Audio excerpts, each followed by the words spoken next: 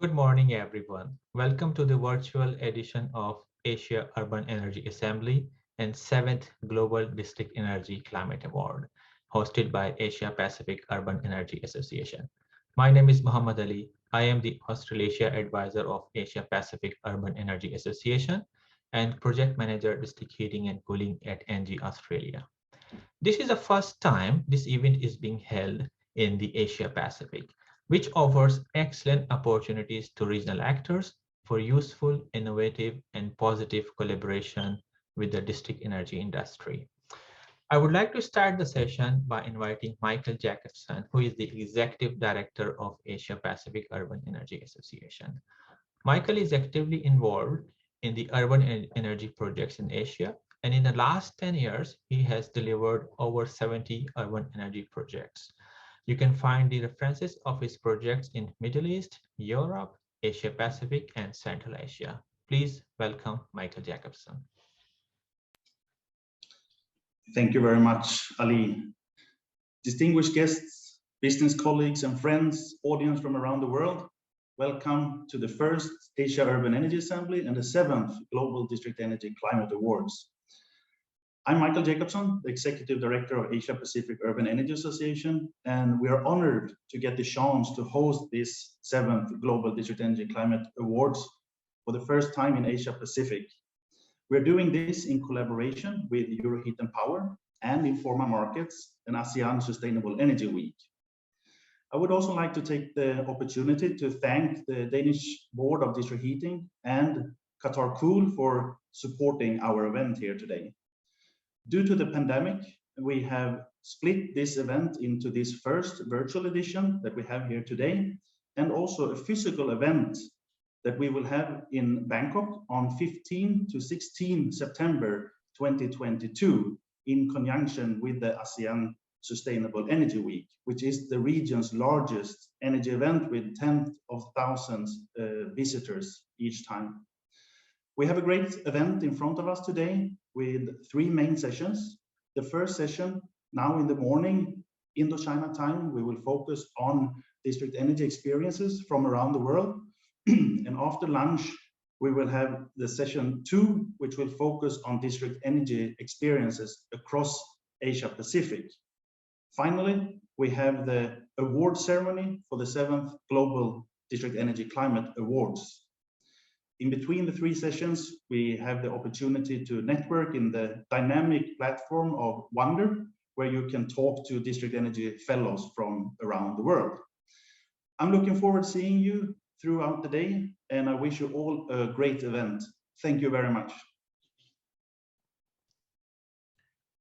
Thank you, Michael. Now I would like to invite Khun Sonchai Namonam, Country General Manager at Informa Markets Thailand, for his welcome remarks. Khun Sonchai has over 25 years experience in trade exhibitions, business in Thailand and Myanmar, covering environment, renewable energy, electric vehicle, construction, power, water, and many allied sectors. Khun Sonchai is addressing us through a video. Please welcome him. Distinguished guests, ladies and gentlemen, Sawasdee Krap. Welcome to the Asia Urban Energy Assembly 2021 and 7th Global District Energy Climate Awards.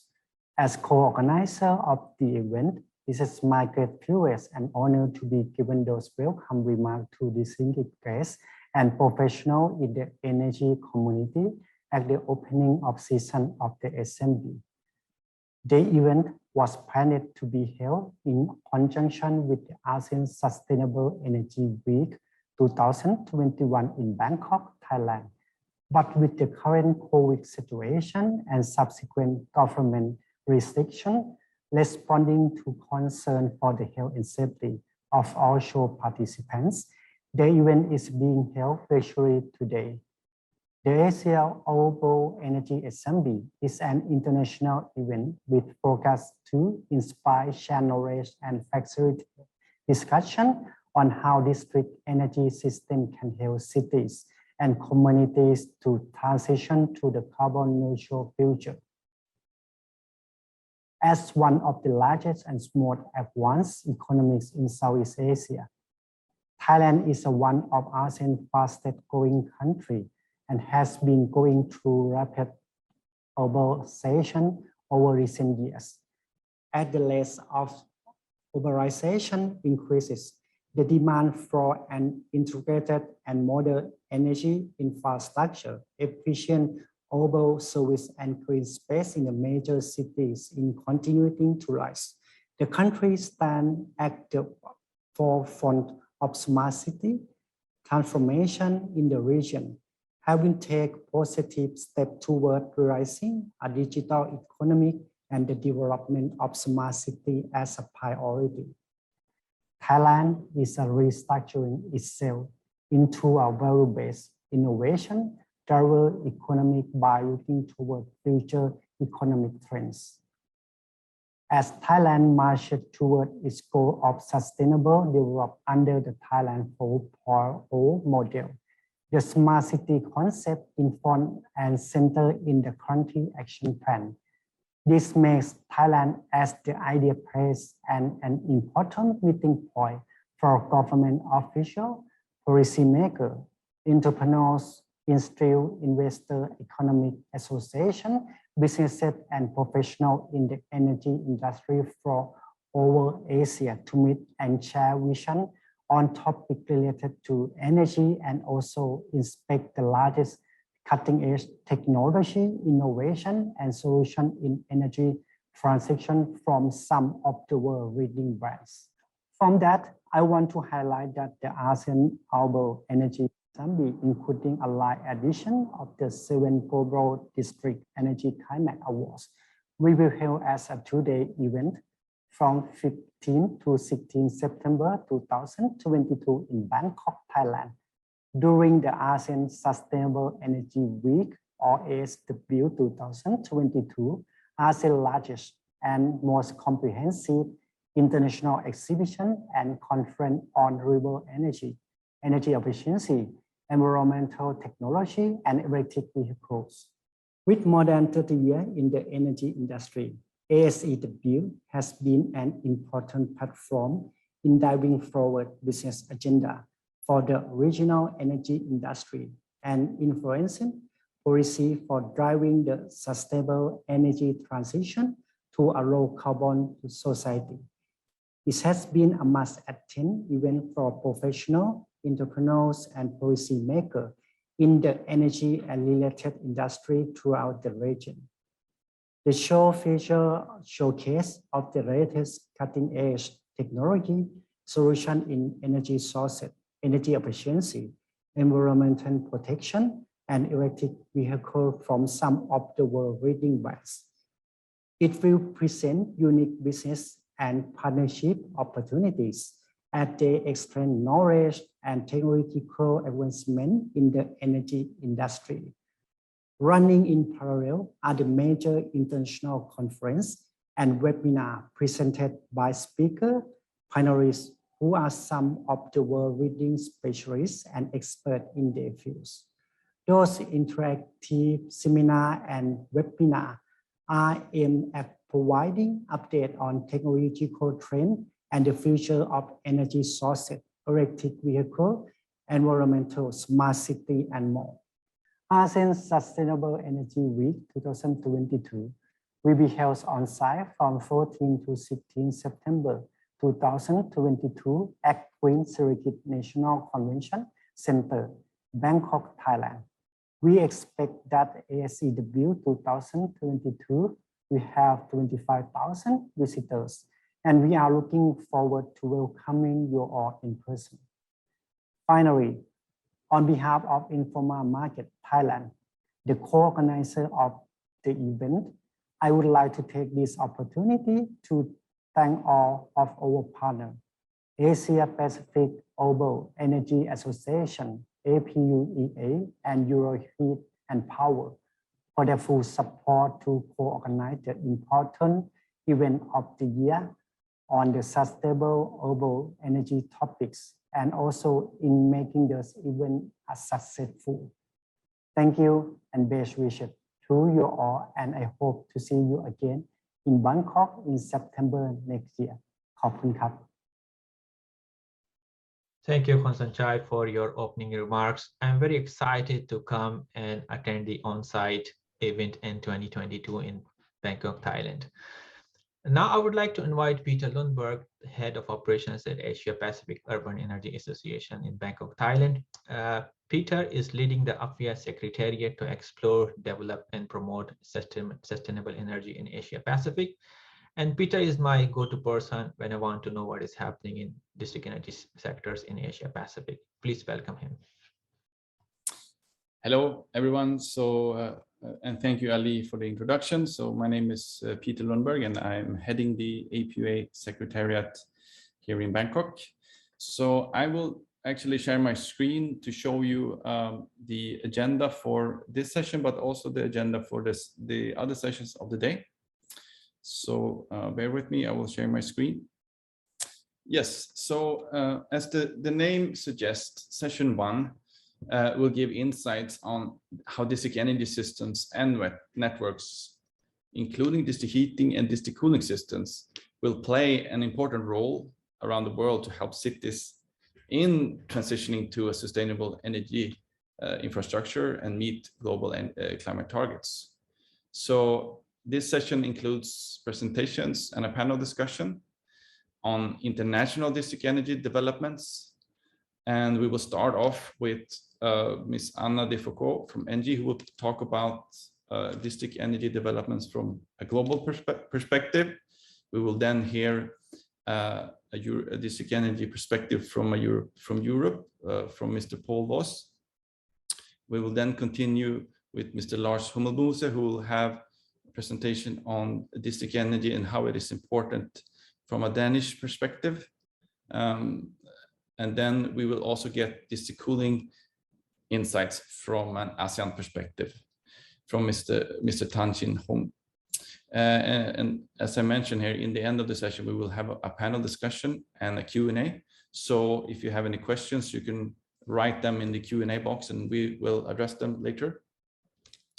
So I also want to mention that after each session today, we will have a networking lounge. And to access this lounge, you can either go through the event website and click the link there. We will also put the link here in the chat. So it's a good opportunity to meet up with the speakers and other energy professionals who will join this session as well. So session 2 today is called District Energy Developments in the Asia Pacific. And as everyone knows, the market for district energy in Asia Pacific is huge and is growing extremely fast. For example, India and China are expected to have the 2 largest cooling markets in the world in 2050. So in this session, you will get district energy perspectives from Thailand, Malaysia, India, China, and Qatar. Moving on to the last session. The last session is the 7th Global District Energy Climate Awards that will recognize world-leading district energy projects and also highlight how district energy systems help cities and communities to transition towards a carbon neutral future. The Global District Energy Climate Awards includes the award categories, new scheme, modernization, expansion, emerging market, district energy in developing countries, and out of the box. So you're very welcome to join all of our sessions today. And we look forward also to network with you in the networking sessions. That is all for me, Ali. So I'll give back the word to you. Thank you very much. Thank you, Peter, for the introduction of the session. So I would like to start the session number 1, where we will discuss about the importance of district energy in energy transition. So as Peter explained, we have a great speaker lineup consisting of experts from the project development, technology, policy, and finance sector, providing different perspective on district energy in Asia Pac and globally. So we have 2 broad objectives with our time today. First is to share some of the perspectives on how the district energy is changing the way we live in cities. And this is essentially a discussion on district energy solutions, lessons learned, key challenges, and sharing example projects and case study. And you will see this in a number of presentations we have in session number 1. And second objective is a panel discussion on technologies, policies, and regulatory framework that can facilitate the development of district energy to shape the future of energy. And at the end, there is a Q&A session to bring our live webinar audience into the conversation. We ask that through the presentation and panel discussions, as questions arise, please use the Q&A session to pop your questions in. And if your question is towards a particular panelist, please mention the name. I would like to start my first presenter today, Anna Dufocco. Anna is the head of district cooling schemes at ENGIE Southeast Asia. Based in Thailand, she is leading a team of district cooling experts in ENGIE's various regional offices serving the Southeast Asia region. Her experience includes the development of large-scale energy efficiency projects with commercial partners, customers, and local government. So Anna is giving us an insights on towards an affordable, reliable, and sustainable energy transition. Please welcome her.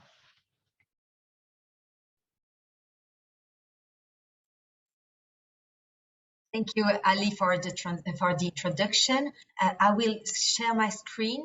Could you confirm when you can see my presentation? I can see now. Thank you. So hi, good morning, everyone. My name is Anna Dufocco. I am heading the mixed-use retail and real estate business development for ENGIE in Southeast Asia. I have about 10 years of experience in energy efficiency, district energy, and renewable energy projects. And I would like to thank the organizer for inviting me to speak about the role of district energy in the energy transition. So I would start by providing an introduction on the overall context around the urgent need for sustainable urban cooling.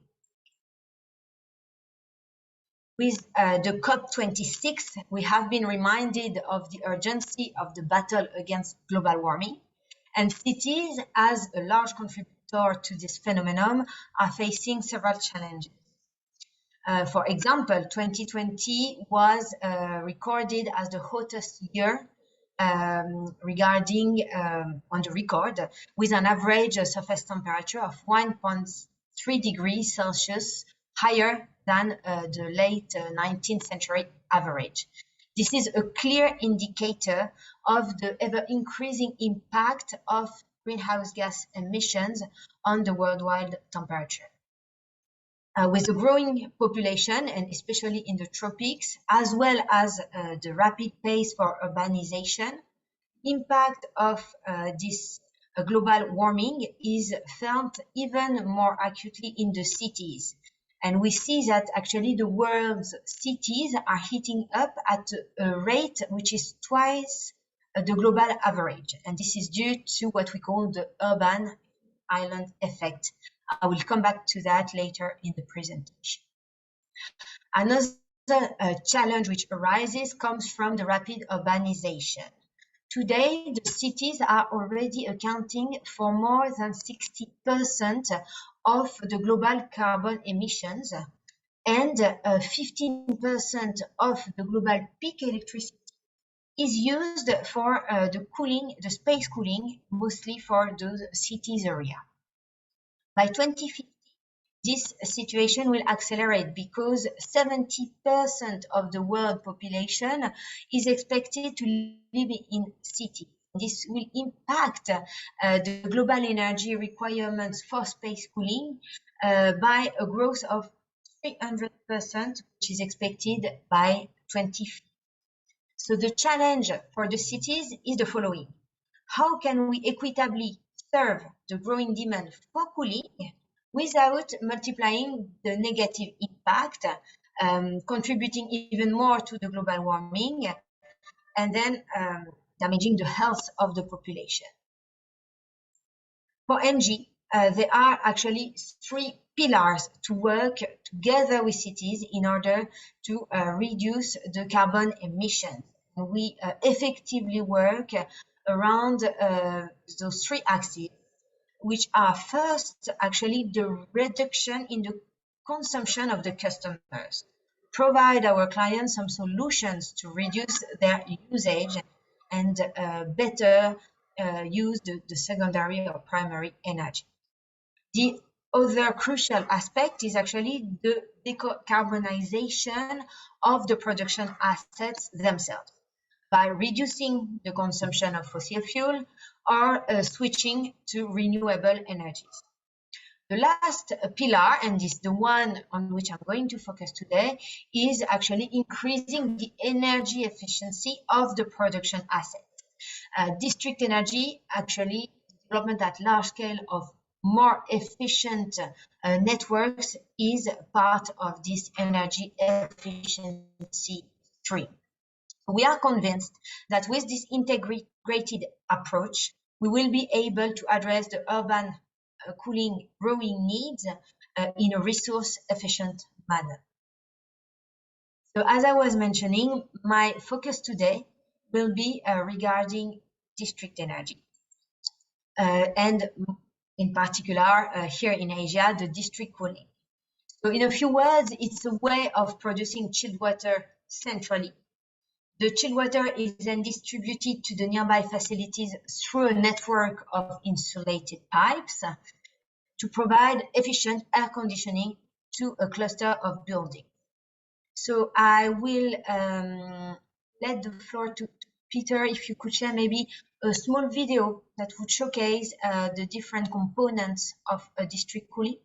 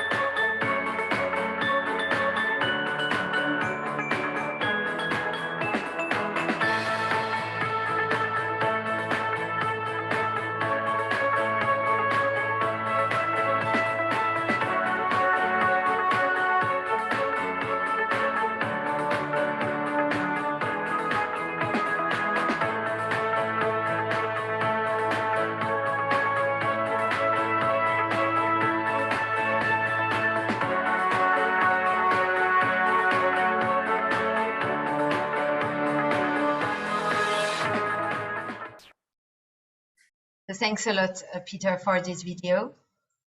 So basically, there are many advantages to district cooling, and I was mentioning earlier the heat island effect. Indeed, research are showing that the world cities are heating up at a faster rate than the global average, and this is due to a phenomenon that we call the heat island effect, where the urban areas are expecting higher temperatures than their suburbs area. This is due to a combination of several factors. First is the diminishing of the green cover in the cities area. The second factor is actually the properties of the construction materials which are used for the building. And lastly, and most importantly, is the waste heat from us, our human activities. So there are the industrial processes, transportation, and the air conditioning.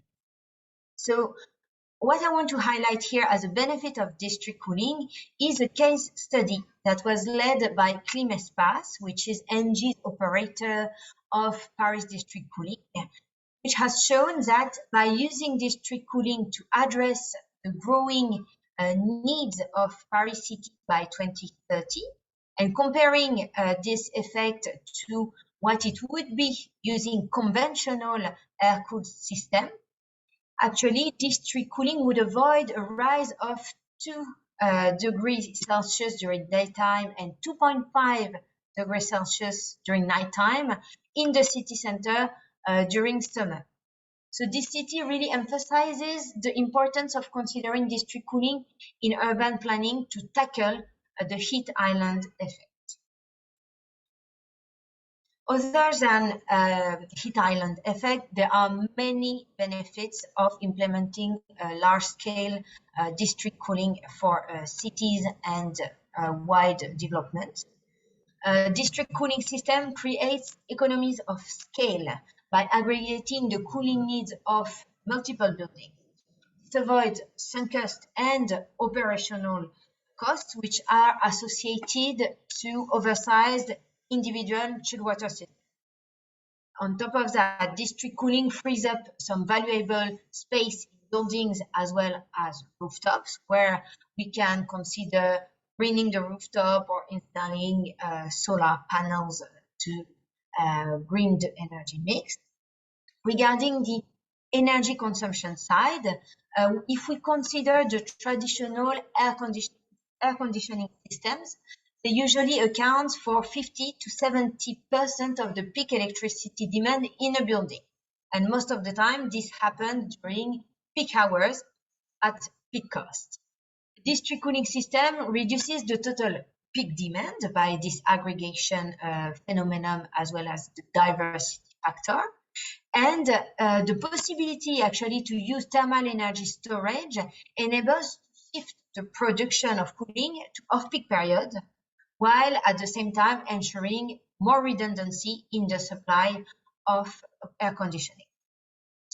The large-scale district cooling makes also possible the use of technologies such as free cooling. So we were talking about the free cooling from the Seine River in the network of Climespace in Paris, but it works also with sea or with big lakes, for example.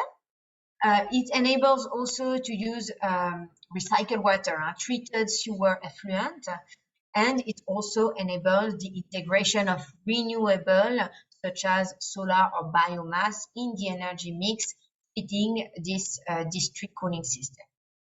Accumulating these different benefits, district cooling can definitely play an important role to save energy and water and to reduce CO2 at scale for large districts. So here I would like to emphasize how urban planning can support the development of district cooling at 3 different stages to increase the competitiveness of the solution, because there are the benefits in terms of environmental effect, but it also needs to demonstrate price competitiveness compared to other solutions. So the cities actually can help to the development of this project at initiation of the project, to help grow the growth of the project, and by financing the project. So first, for the project initiation, actually many district networks used a catalyst with relying or leveraging on a major public event or a national reconstruction policy to actually accelerate their development. Public authorities can also play a role as a regulator and the market operators. So they can help by delivering construction permits for the central plant or by overcoming some regulation requirements, as well as delivering direct subsidies to the plant. They can also help by proposing attractive areas to develop a district cooling system. Attractive, meaning that those areas present a sufficient density, accessibility to install and connect the customers, while not having a space for the thermal energy storage or an access to natural resources. So, for example, being close to a river or a waste to energy plant where the district energy could use fatal heat through absorption chiller to produce cooling. Then regarding the growth of the network, actually cities can help by giving incentive for the buildings to connect. We have seen there is the example of architectural constraints where the historical monuments cannot have cooling towers on their rooftop. So district cooling enables to gather the cooling towers for the cooling production in a remote area and serve the air conditioning directly to the building. The municipalities can also consider some financial aspects, such as lower taxation rates for final consumers, providing they are connected to a sustainable network. Or the municipalities can also dedicate some area with obligation to connect to the district cooling, which would enable to size the system at the best for the whole area. Finally, the city can contribute directly to the financing of the project by, for example, offering a land as an equity contribution, or providing their own building as anchor clients to the system with guaranteed connection. Or, I mentioned it earlier, some tax incentives can be considered as a source of financing. Of course, as I mentioned, the ultimate district energy solution must prove and demonstrate a competitive advantage financially compared to a standalone solution. So how does ENGIE focus on this district energy activity globally in order to contribute to this energy transition?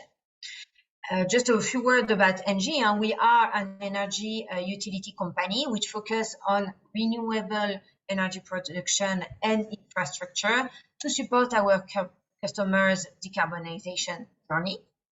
For that, our purpose is really to accelerate the transition towards carbon neutrality, and we commit to reach net zero carbon in our activities by 2045. One of the mainstream is renewable energy production, as well as district energy. So focusing on this field, actually, ENGIE operates today about 400 heating and cooling systems around the world to respond to the long-term energy needs as well as comfort needs of both our public and private customers. In Europe, we've been a market leader for 3 decades already, and now we are continuing our expansion with a growing presence in Asia, in the Middle East, and in North America. Recently, our equity stake in Tabreed, which is a major player in the Gulf cooling market, has established ENGIE as one of the world's largest independent provider of urban cooling networks. Since we are going to focus on Asia Pacific this afternoon, a small focus on our activity in the region. ENGIE Southeast Asia is a team of 2,000 employees. We have present in Malaysia, Singapore, and the Philippines. We provide tailor-made integrated solution for our customers in commercial buildings, industrial buildings, and cities. If we focus on district cooling, we are developing, financing, and operating the project. And at the moment, we have 2 assets in operation, one in Malaysia and one in the Philippines, as well as 2 currently in development in Singapore. For us, district energy is a key focus. We strongly believe that it's the way to provide low carbon energy at a competitive tariff. And that's why we have set up a center of expertise for district cooling since 2018 in Singapore. To conclude, I just would like to share an example of a comprehensive energy management project which gathered the 3 pillars I mentioned earlier, with renewable production, district cooling, and reduction of the usage of the customers. This example is a project which was awarded in 2019 to a consortium between ENGIE and Axiom Infrastructure. We were awarded a 50-year concession contract, which was valued at $1 billion US dollar, to address the Ohio State University needs and sustainability goals. So they have 400, almost 500 buildings on the campus, which makes this campus one of the largest in the United States. And the comprehensive energy management offer that ENGIE has developed for this campus includes, on the one hand, the operation and optimization of the university system, including district heating and cooling, as well as implementing energy conservation measure for the 2 million square meters of building installed in this campus. So for that, ENGIE leveraged on the existing system and developed a future improvement project with CapEx investment in order to help the university improve their energy efficiency by 25% within 10 years. So thank you for your attention, and I will give back the floor to you, Ali. Thank you, Anna, for the insights on how waste heat and free cooling can be integrated into the district energy system for increasing the energy efficiency. It's a quick question here for you, Anna, before you leave, if you can answer here. Someone is asking that, is there a minimum size to develop a district cooling? Thank you, Ali, for the question. Yes, actually, this is the $1 million question. I'm often asked if we need a minimum size. Actually, we can talk about centralized cooling as long as 2 buildings are interconnected. The mutualization of the assets makes already this type of project valuable. Of course, the more the merrier, and most of the time, in order to compensate the infrastructure cost of installing a centralized plant dedicated to district cooling, it's better to look at a certain, at least a certain district with a certain diversity of buildings. Could be retail, hospitality, and office towers, in order to maximize the benefits of the diversity of the development. So there is no on-the-shelf district cooling system. Each project must be studied. However, there is a modularity in district cooling, which makes it capable to evolve with the development of a city. And for example, our Climespace project in Paris started with 1 plant and 1 customer, and now we have 12 plants all over the city. Thank you. Very defining questions, and thank you for answering this one. To our audience, if you have any questions, please write your questions in the Q&A function. Thank you, Anna. Now, I would like to move to our next panelist, Paul Voss. Paul is the Managing Director at Euroheat and Power. Paul has been active in the EU energy policy debate for 12 years and has been the Managing Director of Euroheat and Power since late 2013. So we have a video message from Paul. Please welcome him. Hi, good afternoon, everybody. My name is Paul Voss. I'm the Managing Director of Euroheat and Power in Brussels. We are the voice of district heating and cooling networks in Europe. Shame we can't all be together today, but I'm glad I can at least join you virtually. I've been asked to talk to you for 10 or 15 minutes about the district heating and cooling business in Europe. And I'd like to do that by quickly addressing three areas, really. One is just a very quick snapshot of the market in Europe today. Two, talk a little bit about the environment in which we operate, particularly the political and regulatory environment. And finally, discuss briefly how I think our sector can and should respond to this rapidly changing policy environment.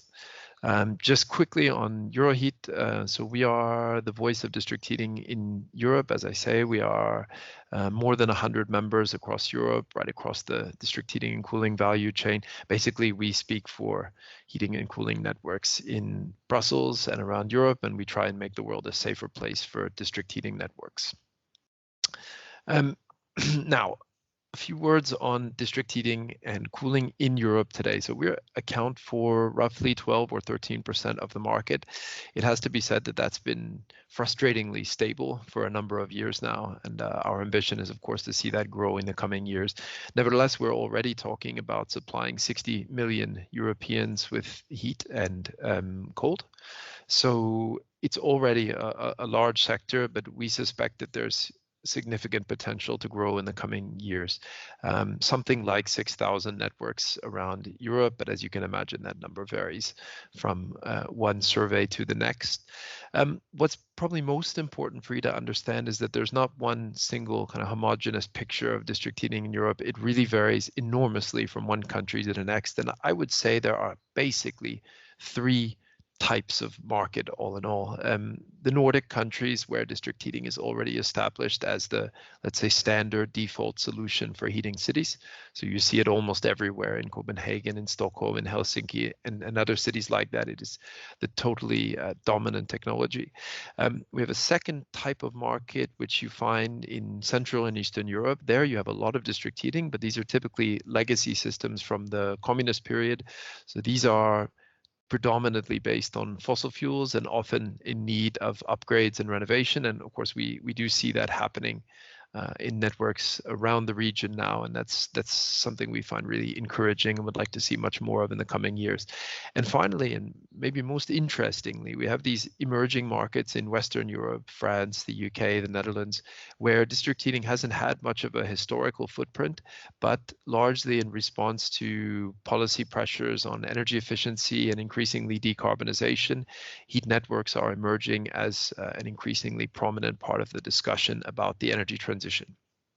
Now, that energy transition is common to the whole of the European Union, even if there are plenty of local specific characteristics. But basically, Europe has set itself the ambition of becoming the world's first climate neutral continent by 2050. And this means already substantial changes to be achieved by 2030. So we are right now in the middle of very lively discussions on what exactly the regulatory framework should look like. But what is very clear is that decarbonization is going to be a major driver. And the other thing that's very clear is that heat is going to be part of the discussion. Traditionally, a lot of the discussions about energy in Europe tended to be about electricity. But it is now, I think, widely understood that heating and cooling represents half of the energy we use. And so there certainly can be no talk of an energy transition that doesn't explicitly and thoughtfully address the way that we heat and cool our buildings. And this is particularly important in cities, since an increasing share of the European population lives in cities. They expect more than 80% by 2050. So obviously, heating and cooling our cities is going to be a major aspect of the European energy transition.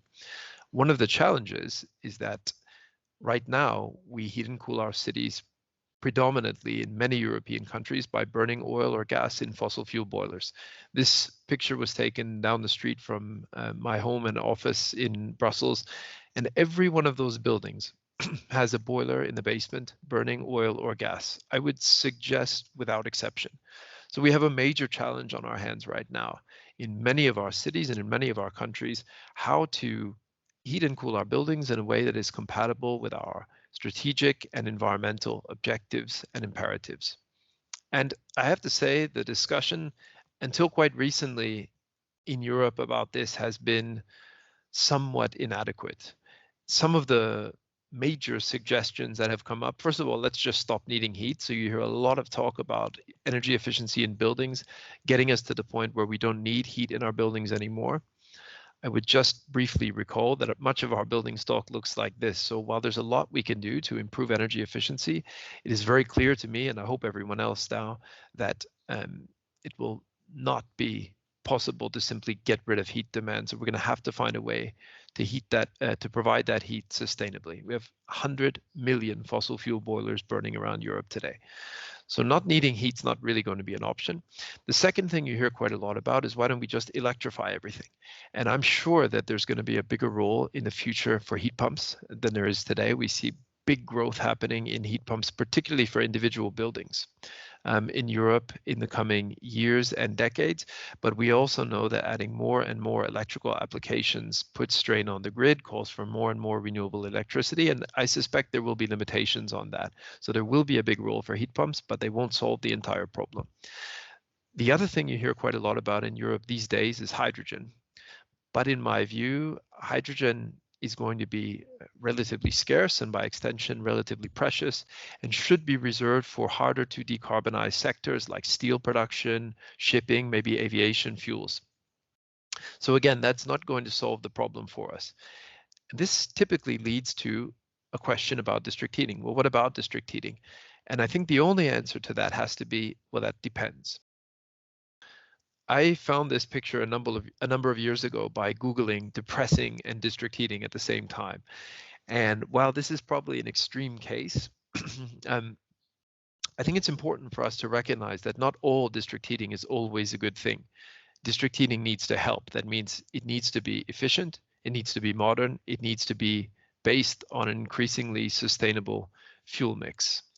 And so traditional district heating that is based on fossil fuels, that doesn't allow for suitable controls where you need to open the windows and so on in order to cool down in the middle of winter, this won't solve anybody's problem. What we need is a transition away from these very traditional and very old-fashioned systems towards something much more modern. And I would suggest that the transition is going to look something like this. I wouldn't worry too much about the details here. I think there are two overall trends that I'd like to highlight. One is reducing temperatures in our networks, which is essentially a measure of energy efficiency. And second is a diversification of the sources that we use and a shift, as I say, away from fossil fuels towards a mix based on a combination of different renewables, geothermal, solar thermal, biomass, which today plays quite an important role, large heat pumps, waste heat from data centers and industrial facilities. So this shift away from fossil fuels to sustainable solutions and to more efficient networks, that's the path that the district heating sector in Europe, and I would suggest around the world, needs to be on in the coming years. And our expectation is that this leads us to a future that looks something like this. You know, communities in Europe, and I'm sure this is the case in Asia and around the world, have all sorts of readily available thermal resources. Waste heat from our industries, local biomass, waste heat from metro stations, data centers, geothermal heat under our feet, even renewable electricity, which can be channeled into district heating networks with large heat pumps.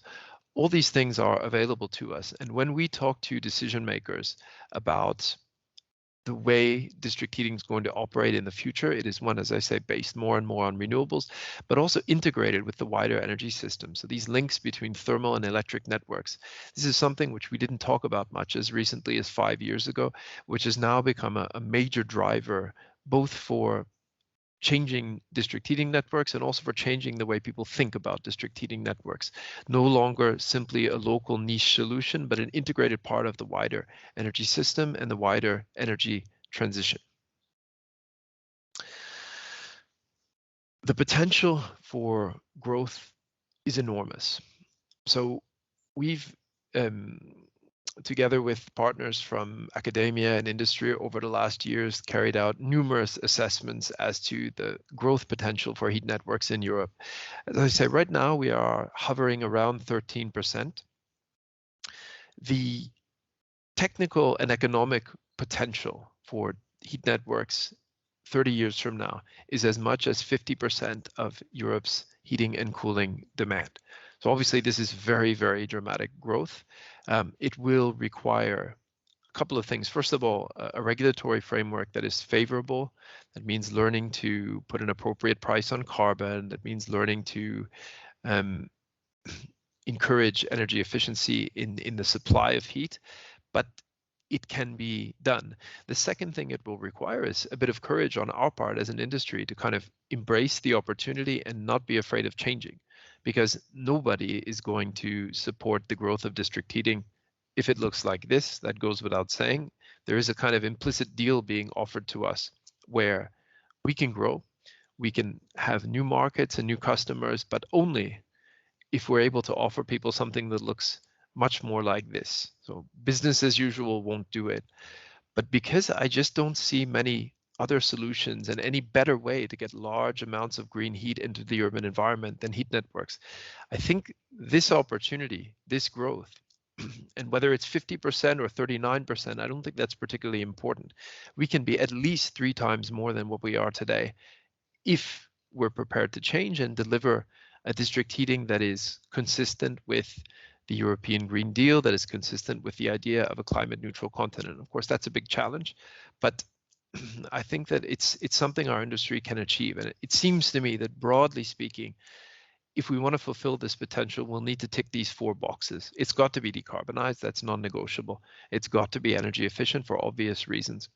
It's got to be customer friendly. So we need to learn to stop talking about loads and start talking about customers. So start thinking about how we can better serve our customers and our communities. That is expected of us. It's no longer good enough to just dump energy on our customers. We need to give them a service that pleases them, that delights them, something they like to use.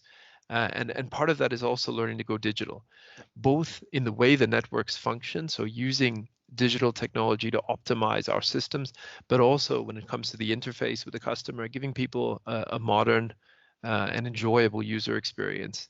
This is something we simply have to do. Now on decarbonization, we've made this promise. So before 2050, we as an industry have promised that all heat networks will be fully decarbonized in Europe. That's great, and we're proud of that promise, but I have to say that's kind of the easy part. It's easy to make promises about 2050, and you see that going on at COP26 in Glasgow at the moment. Our job now is to go a step further and actually begin to deliver on that pledge.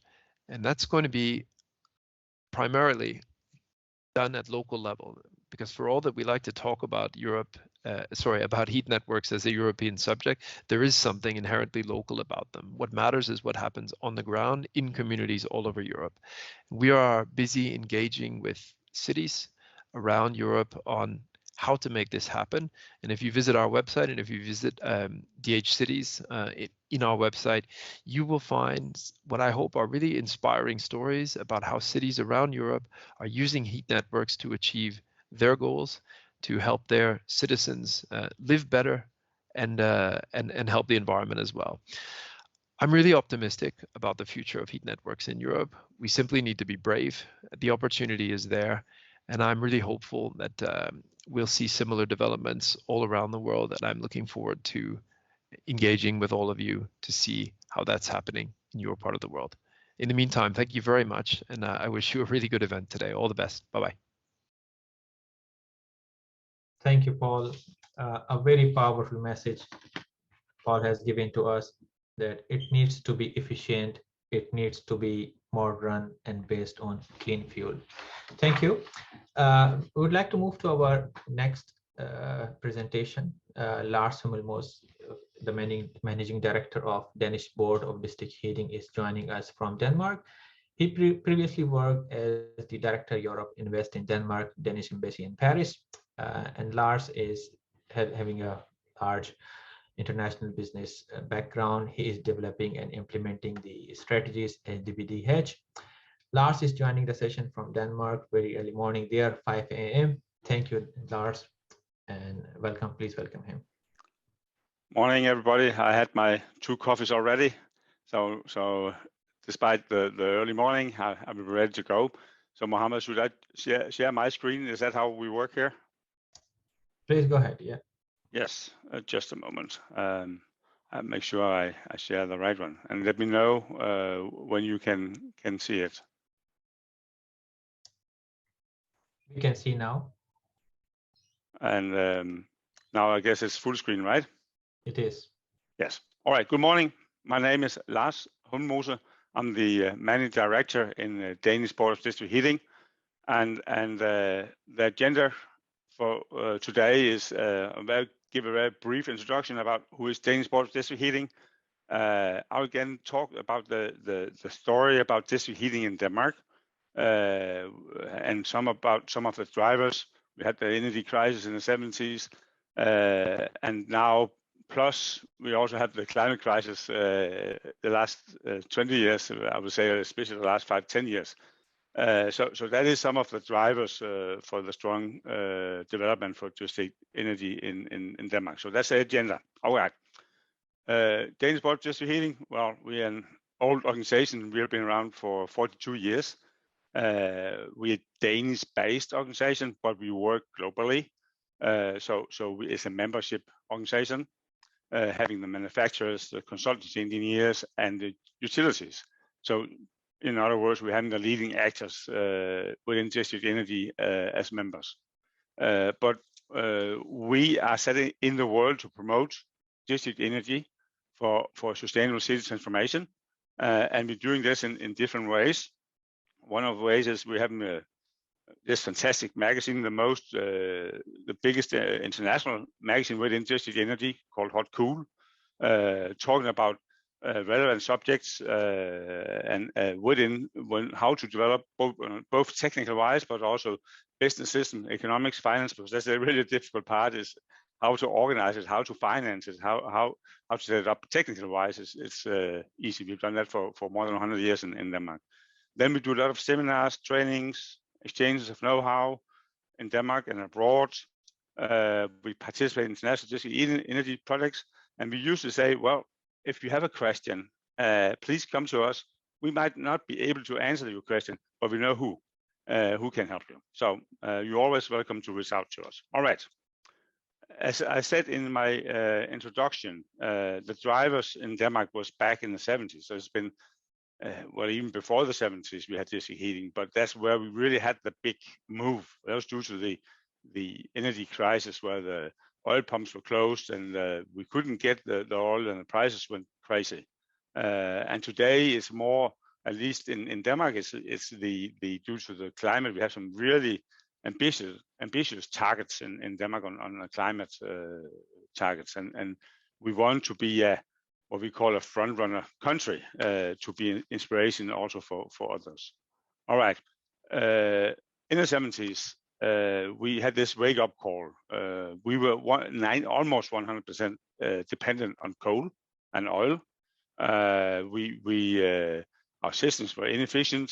We had standalone systems. So by that wake up call, it was like we said, well, we need something that's more sustainable, be more independent from these energy crises. And that meant that the government had a support from the whole society, or almost would say a demand, do something about it. And then a lot of actions started to happen. First of all, we were lucky to find natural gas in the North Sea. And so it was decided up through the 70s into the 80s that each municipality should make a calculation based on what's best for the society, what is best for the consumers, and then what I didn't say before is that we have a lot of big power plants. So it was decided to turn these power plants into combined heat and power plants. So also utilizing the heat, so make sure the heat didn't get wasted. So each municipality has to make these calculations on what's best for the society, what's best for consumers, and what's and then they said, well, here we're going to have zones. We're going to make some natural zones. Here will be natural gas, and here will be district heating. So depending on these factors here. And then there were like an obligation to connect and to deliver. So that's why we got a lot of new district heating plants started at that time, because the closer you were to the power plants that were then converted into combined heat and power plants, then they got district heating. The further away they were from the power plants, then they would get natural gas. So that's kind of where a lot of these companies, district energy companies, got started. And then we can say in Denmark probably has been the most clear, the main reason for having so much district energy as we have. We come back to how much we have, is that we have a consistent energy policy. It's a long-term planning. All legislation in Denmark within energy is always agreed across the parliament. So our guess is about 90% of the parliaments always agree on what the energy policy should be. And that means also that comes in with a certain consistency. And that's important because you're doing these investments. You want to make sure that your assets has a value also in 10 and 20 years from now on. So it doesn't really matter if you have a Social Democrat parliament or if you have a Liberal parliament, because on the energy policy, they agree across the parliaments. So that's one thing.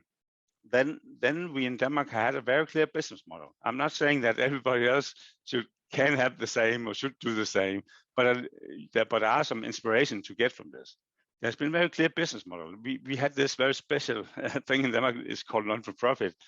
Most people cannot understand how in the world can run a district heating system without having a profit, but it's possible. That means also that the cost of the heat delivered, the price is equals to the cost of delivery, included everything. But the model is also long-term perspective.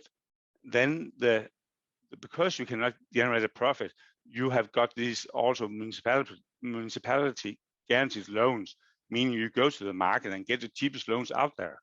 You don't have to go out and get 5 or 10% or even more, as we see a lot of district energy companies had to get the finance on board. We've simply been able to get some very, very cheap loans. And then it's all about planning. That is what is needed. Yes, we have a lot of legislation and we have a lot of incentives supporting district heating in a development phase. Today, there's no support for district energy. It's taxed even depending on what type of energy you're using. It's taxed on oil. It's taxed on coal. So it's not supported as it is today. And I said before, our system, well, it's been actually the site you see here in the pictures. That's actually where I'm staying now. So this is where we have our offices. We been developing this over 100 years. Yes, the Danish model works well in Denmark and can give inspiration to others. But it is also a solution to what I call it the natural monopoly, because when we first have the pipes in the ground, it is a monopoly, because in Denmark, in the old days, you were so forced to connect. You're not today. But when it's first out there, it's always, at least as it is in Denmark, the cheapest solution for the customer. So you also have a demand on governance, because it's a natural, how you governance, how you're acting, how you're setting the prices. So there are need, the way we have in Denmark at least, for some very strong governance on how you set the prices, how you calculate different things, but also it means that you need to optimize your system. If you don't do that, if you just build the system and let it run for 30 years, you don't optimize it, well, it loses efficiency. The prices would raise. But when you have a national monopoly, you also have to protect the consumers, as I said before, against unfair prices. So that means there are some regulation that is needed in the way we see it. All right, and again, municipalities, the cities plays a very central role in if they want to have a greener city with this energy. In Denmark today, 50% of our heat demand is covered by district heating. 2/3 of all households have district heating. If you go into the major cities like Copenhagen, it's almost 100%. Today is about 2/3 is green heat. And if you look at the prices in Denmark, it's actually slightly, well, now, of course, as it is right now, is maybe half price of gas and electricity. But I think when the market gets back to normal, it's slightly cheaper than natural gas, because it is such a high, so many people are connected, so many consumers are connected to the system. The future, well, here are some headings for the future. And that is that in 2030, Denmark has committed to a 70% CO2 reduction. We are believing that in 2040 we can be climate neutral, and if we have to be that within the heating part, we have to reduce the use of heating buildings, better insulation, better windows. We're doing that a lot already in Denmark, but we need to even do further. We have an old stock of buildings here, so there are a lot of renovation taking place and has to be taking place. We believe there's been done a study here. We believe that national district energy will raise to reach this CO2 reductions. We need to have even more district heating to increase the energy efficiency in our nation. We need to go lower in temperatures. I'll get into why. We need more and more diverse sources for heating, and we need some more storage facilities. Storage is really the key in an energy system, not only in district heating, but in general in the energy system. So we believe that we can get heating and electricity to be in 2040 to be zero carbon or even negative. We believe to reach these targets, we need more district heating, and efficiency is the key. More and more efficient system. And how do you do that? Yes, you do that by lowering the temperature in the system. We're moving towards what we're calling these generations towards third and fourth generation, meaning basically the temperatures goes down and the efficiency goes up. And why? And why do you have to lower the temperatures? Well, that you have to utilize more industry and waste energy from industries, from data centers, from you have to get from geothermal heat, because the temperatures are lower. You can easily utilize these lower temperatures heat sources combined with heat pumps. So basically, we're moving towards more electricity system. Electricity should be heating up in different ways, because we have waste energy from wind power in Denmark. Certain times we cannot use the wind power, so we simply can use it to heat up with electrical boilers. We can use it with power heat pumps. So in Denmark we are on a path away from gas, and we say gas has been decided in 2035 should not be used anymore. So it's an obsolete technology. So we should not compare district heating towards gas, but to other sources. So in the future we see already mentioned power to X. Well, use that heat coming out from all this production of power to X. Thermal heat efficiency storage is really the cheapest way to store energy today is actually in water, but you demand a lot of space, and that sometimes that's difficult in the cities. But we believe we have to increase the storage capacity wherever it is possible and however it's possible. Also to help the electricity market, because we can produce heat when the electric prices are negative or zero, and then store it whenever you use it. It's the cheapest way to store energy is actually in water, where you demand a lot of space. Today, 60% of our energy for district heating is renewables. We have the coal part still, we have the natural gas part still, but within 10 years from now, 14 years from now, these will be phased out. and replaced with some of these newer technologies. And when we look at the heating in Denmark, we'll see the dark blue one is just heating to about the 70%.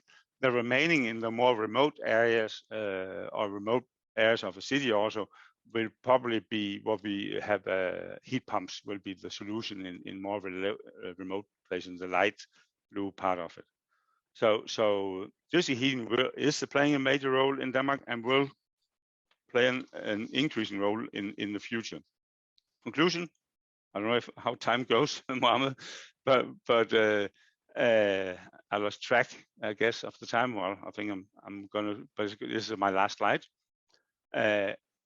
Plan, coordination, legislation, support is what you need. It's not an easy task. It's not just going out, well, now we need set up some wind power.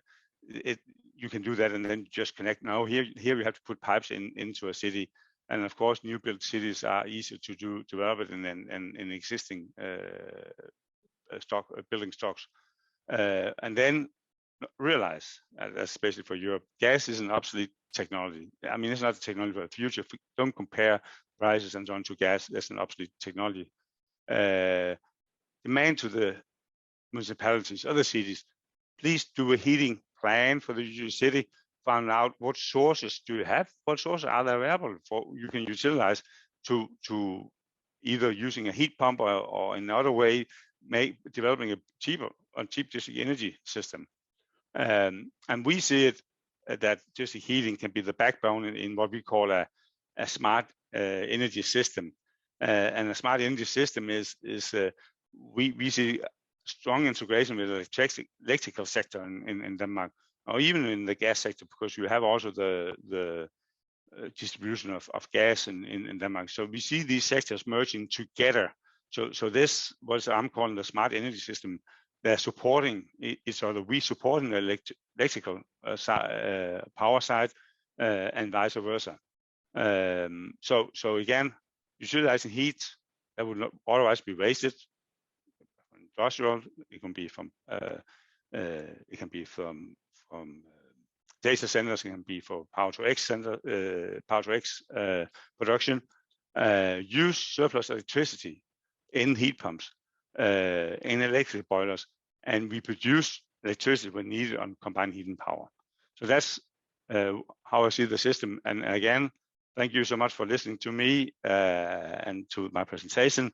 And please use this as an inspiration on what can be done and take in some of the done that we have learned from. I'm not saying, again, you cannot copy the way we've done in Denmark, but you can be inspired from how it's been done. And my end note, a big thank you to Asian Pacific Urban Energy Association for setting this up and starting playing a role in promoting district energy, promoting energy efficiency in Asia also. And we will be happy also in the future to support you however it's possible for us. And thank you for Mohammed also for leading this session. Thank you. Thank you, Lars. When I attended the DBDH meeting a few years ago in Denmark, I was very fascinated to see that how DBDH is providing a platform for integrating the different segments of the industry and disseminating the information. So 42 years of great service. Keep it up. Thank you. So we would like to move to our next presentation today. Tan Chin Hong. Tan Chin Hong is the head of business development at KJ Technical Services Group. He is involved in DCS project management, operation and maintenance, facilities management, and energy audit in the company for the more than 15 years. Sachin is giving us insights on the benefits of district cooling from ASEAN perspective. Please welcome him. Thank you, Ali. So I'll start to share my screen now. Let me know if you're able to see my screen. We can see your screen now. Okay, all right. Just give me a minute to project it to full screen.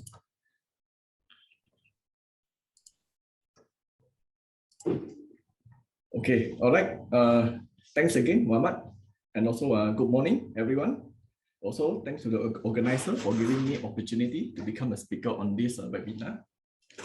Okay, so before we start, just let me introduce myself again. My name is Chin Hong. I'm the Head of Business Development of KJTS Group. Just a little bit background of KJTS Group. Basically, we incorporated since in year 1984. Now we are operating across Malaysia, Thailand, and also Singapore. We offer the EPCC plus O&M in the BOT model for all the district cooling system. So up to today, we install more than 200 RT of cooling.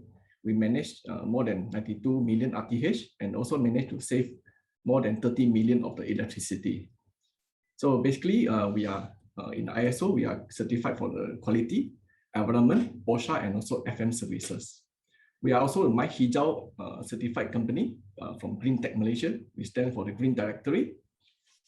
Okay, we are also a ESCO status company. We stand for Energy Service Company registered with Energy Commission of Malaysia. Okay, so without any further delay, so let's move on to today's topic. So basically today I'm going to share with you the insight of the district cooling in the ASEAN perspective.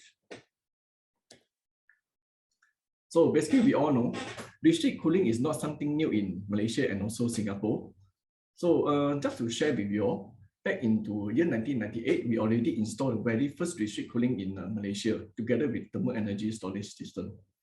So now we can see there is a booming in the district cooling demand in across ASEAN countries, especially in Thailand, Indonesia, and also Philippines. Okay, let's look at the chart on the left side. So in year 2020, we can see there's a 50 million of unit of aircon stock in ASEAN. And then we look at it in 20 years later, 2040. So the figure basically six-folds to 300 million.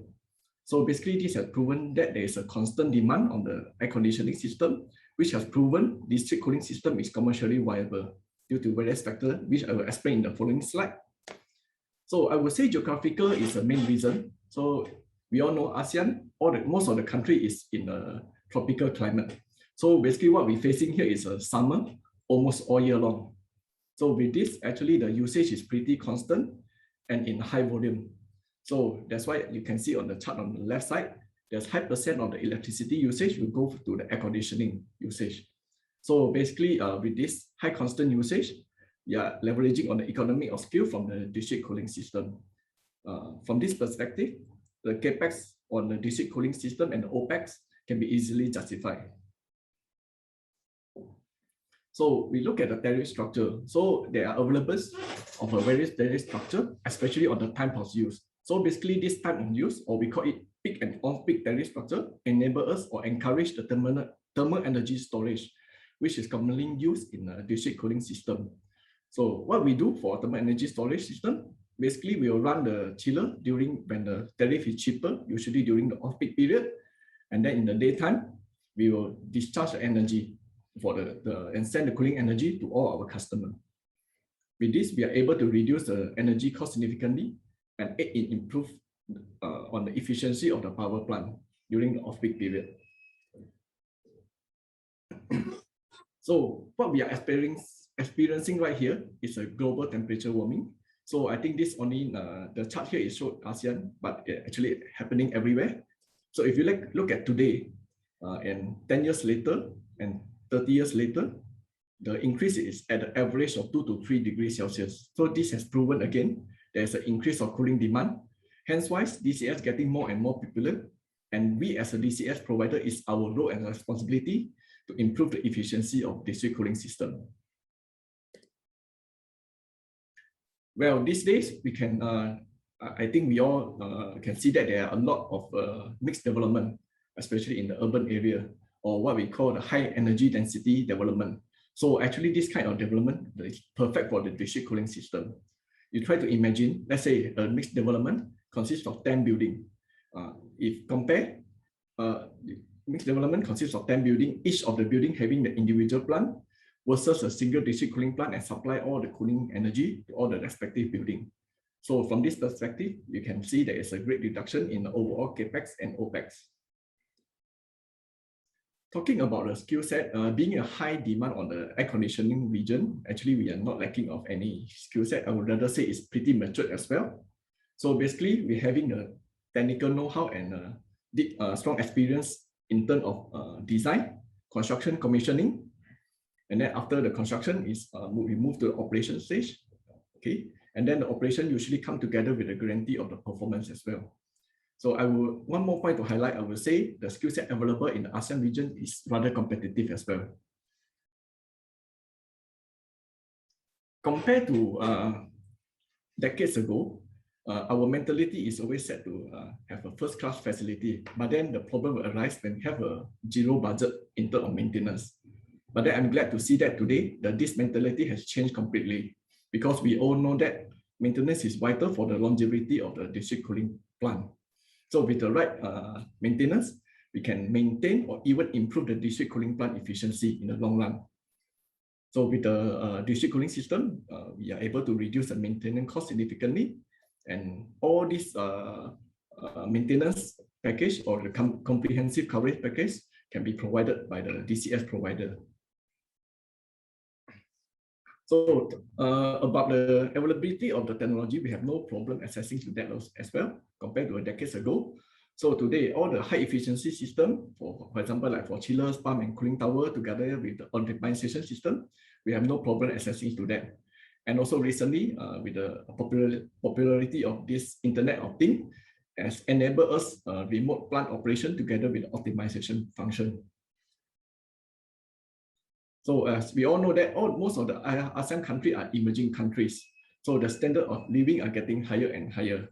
So as well as the air conditioning comfort demand. So air conditioning is no longer a luxury to all the population across the ASEAN country. They are willing to spend or pay more on the air conditioning system. Well, from the development structure perspective, these days, we always look at the idea of let the specialist take care of the specific system. So district cooling plant is one of the many. So we always look at the BOT, concessionaire, or PFI, which stand for private funded investment arrangement. So with this modeling, the developer is able to reduce the total development cost because all these capex of the district cooling system is being funded by the DCS provider under the BOT package. So the BOT concessionaire, the responsibility is to take charge of all aspects of the district cooling system, from the beginning, the planning stage, design stage, up to construction, and even from the long run of the operation and maintenance.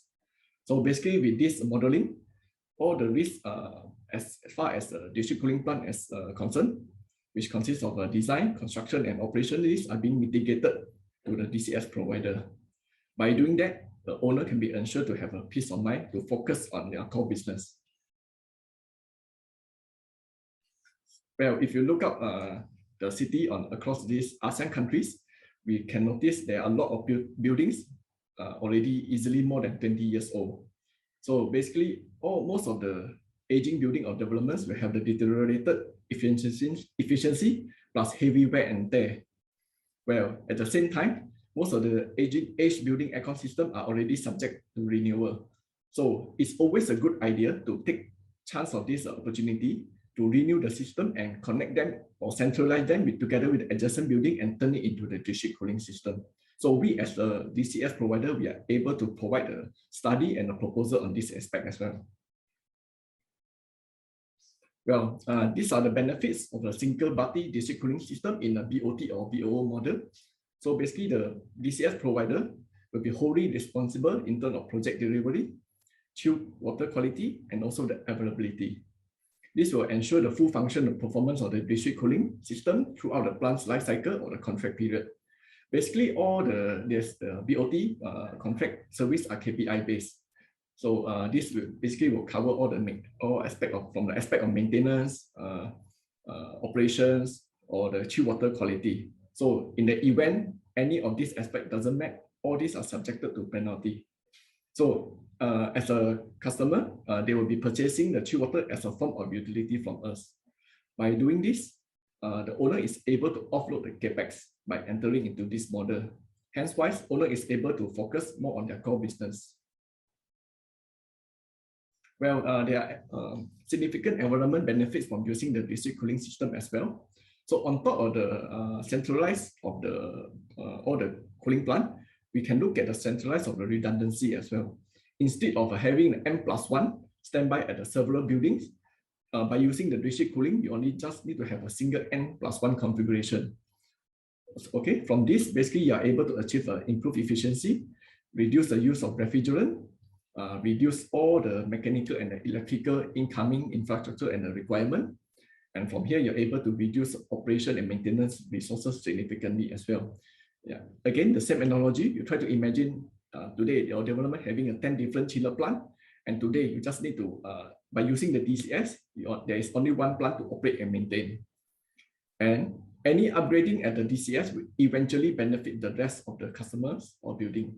So today, let's say the district cooling system under the BOO model is already 20 years old. So any time we upgrade their system to a higher energy, higher efficiency system, it eventually benefits all the customer. So with this, you are able to see significant result on the CO2 avoidance. Well, now what you're looking here is the typical district cooling system model which we can offer. So we are at the capacity of design the district cooling plant with a committed efficiency of kilowatt per ton, and then we will construct it. And then upon completing of the construction, we'll move to the operation stage for long term. Okay, we are also at the capability of to invest or co-own the assets. So upon maturity of the concession period, all the asset will transfer back to the owner without any cost. So what you're looking here is a one-stop performance and result guaranteed delivery and a holistic EPCC and O&M approach. So talking about BOT and BOO construction, we are actually no different from a typical power plant. The power plant owner is to invest, build and manage the power plant and supply the electricity at a fixed tariff to all the customers. So we as a DCS provider, we have the capacity to invest, own the plant and build and manage the district cooling plant and supply the cooling energy at a fixed tariff to all our customers. Well, all this BOT or BOO model is actually applicable for both brownfield and also greenfield project. So under brownfield project, the owner is able to monetize the non-core asset from their cooling system by signing up a BOT or BOO program from the DCS provider. From the fund, the owner is able to utilize the funds to enhance on their core business. This the same apply to greenfield project. So basically, the DCS provider to invest and own the district cooling plant as part of the total development and supply the cooling energy for the long run. So owner is able to use this extra fund to enhance on their core business, which is a development. Okay, basically, this is a key takeaway from a DCS in the BOO or BOT model. So we being the energy management service company, of course, we are always focused on the energy saving technology from the day one of the operation of the district cooling system. We will continue to seek is there any investment, energy investment which worth investing and see the return during the operation period.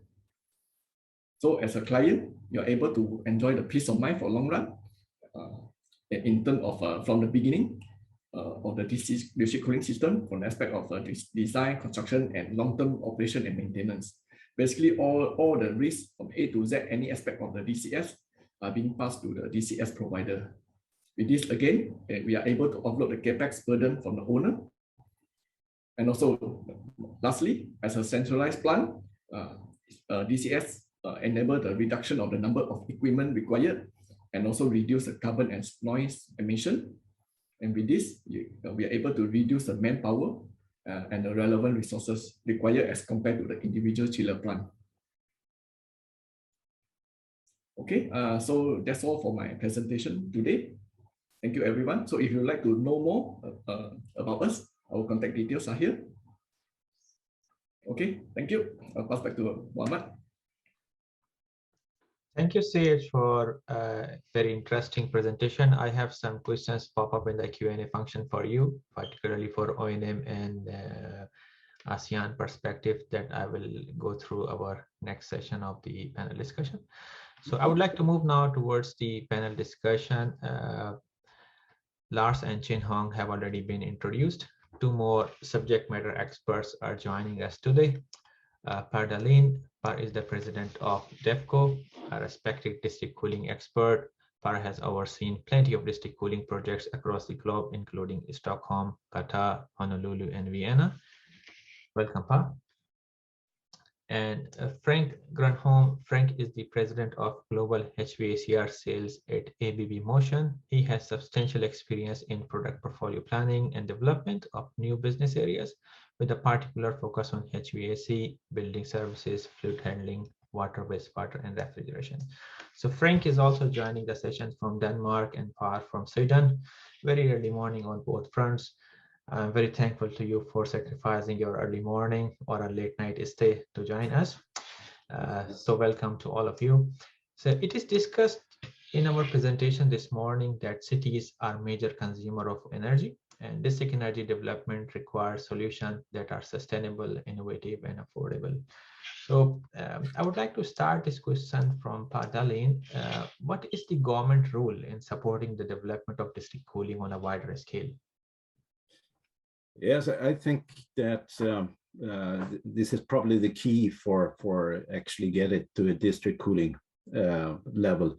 That I think two parts here on the government. I mean, from a national government perspective, it's to create the directives based on this on overall CO2 goals. Also frame the policies so that there's the right building codes, that then energy efficiency directives, renewable directives are in place, but as well as I would say that the refrigerant directives. I think these are tools from national governments, also as well as creating level playing field, which can include also taxations and maybe also avoiding subsidies on electricity. So that's on an overall national level, it's very important to be proactive to create this level playing field. But also coming down to local governmental side, there is important that on mayor level to have city development plans that includes the idea of district energy for the wealth and the possibilities to grow the city.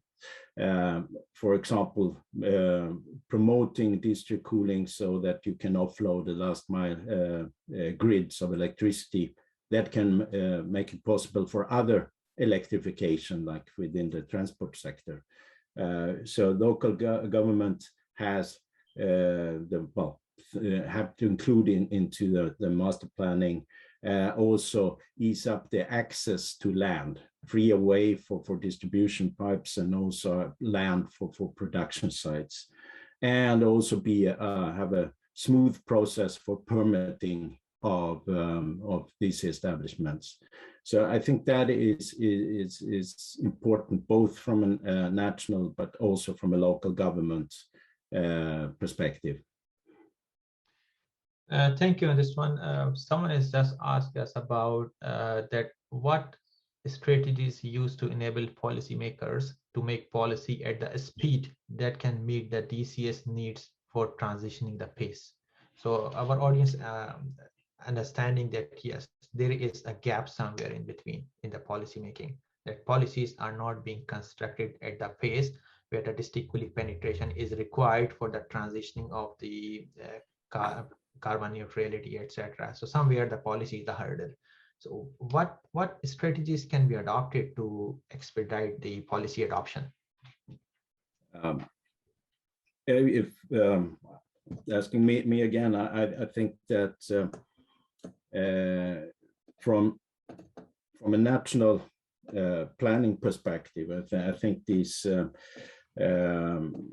situation with the electricity side is key for unlocking these increased needs and stopping the development. I mean, that is the trigger for the policymakers, and I think that's also to step up on the major side. So I think it is the proactivity from government side. That doesn't mean that they need to put well, a lot of money on the table, but for example, there are a lot of national cooling action plans today that looks down up, well, promoting cooling as a service, which is good, but without having an annex on district cooling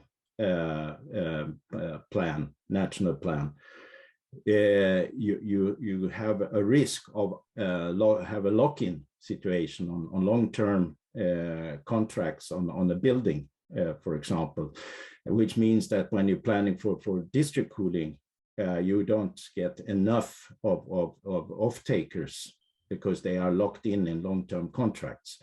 So I think that in parallel with the national cooling action plans, make also district cooling, include district cooling into those plans so that you see where it's suitable for district cooling, highlight that, and cooling as a service as a complementary where that fits best.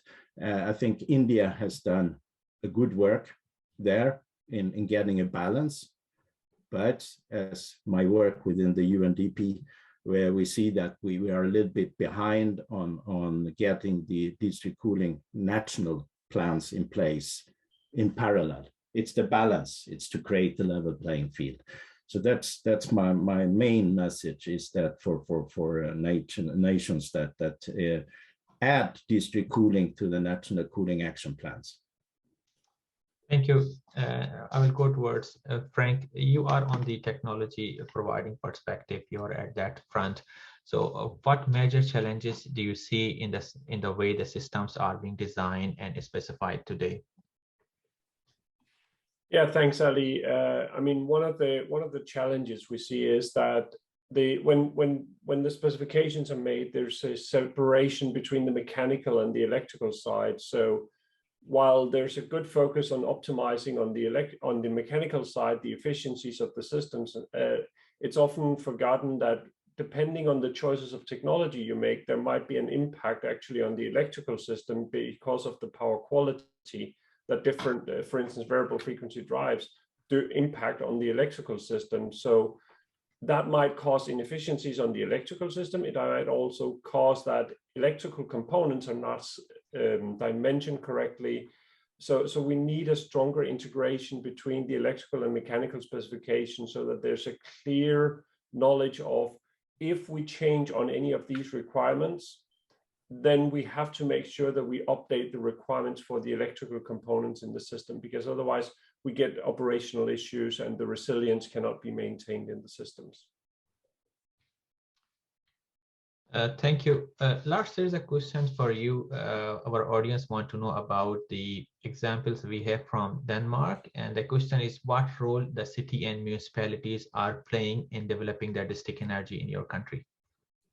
Yeah, I think Per always mentioned some of the what is needed for the municipalities. But in Denmark, today, each municipality, each city, have to do what we call an energy plan, taking into consideration how can we develop our city going towards net zero CO2 emissions.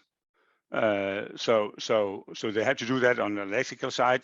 They have to do it on the heating side, and also now on the cooling side, because cooling in Denmark is I think we can compare it more to what the state you are at in Asia. It's a new development, and actually starting from a small scale, developing quite fast now in Copenhagen. Because so what they can do on a municipal level, on a city level, is to do these analysis, saying, okay, how can we develop a clean heating and cooling infrastructure, both in respect for low prices, of course, but also in utilizing heat. What available heat sources or cooling sources do we have?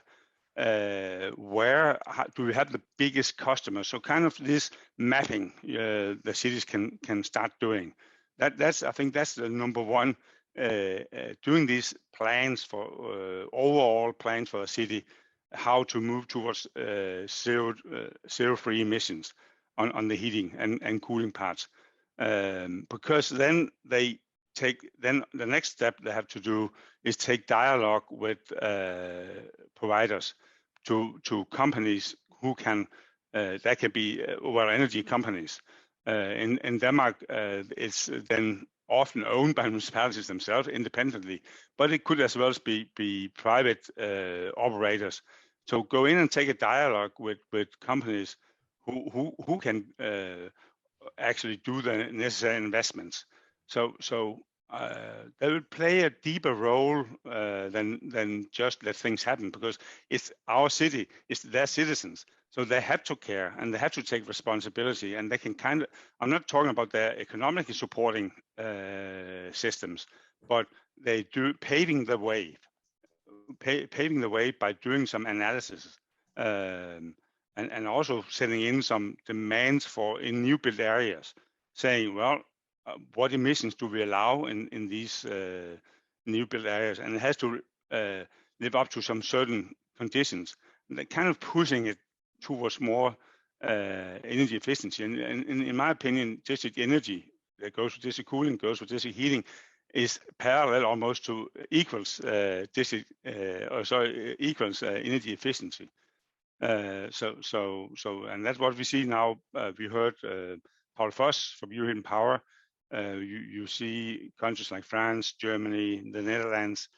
They're looking very much into district energy now, because they want to go on this path with CO2 emissions going down and having a higher energy efficiency. And is this for the brownfield project or the greenfield project, or all type of developments there? It's all types, and of course it's always easier in greenfield projects where you have it planned from the start. And that's what I'm going to say because in Asia you have much more new building stocks and new areas being built because more people moving into the cities.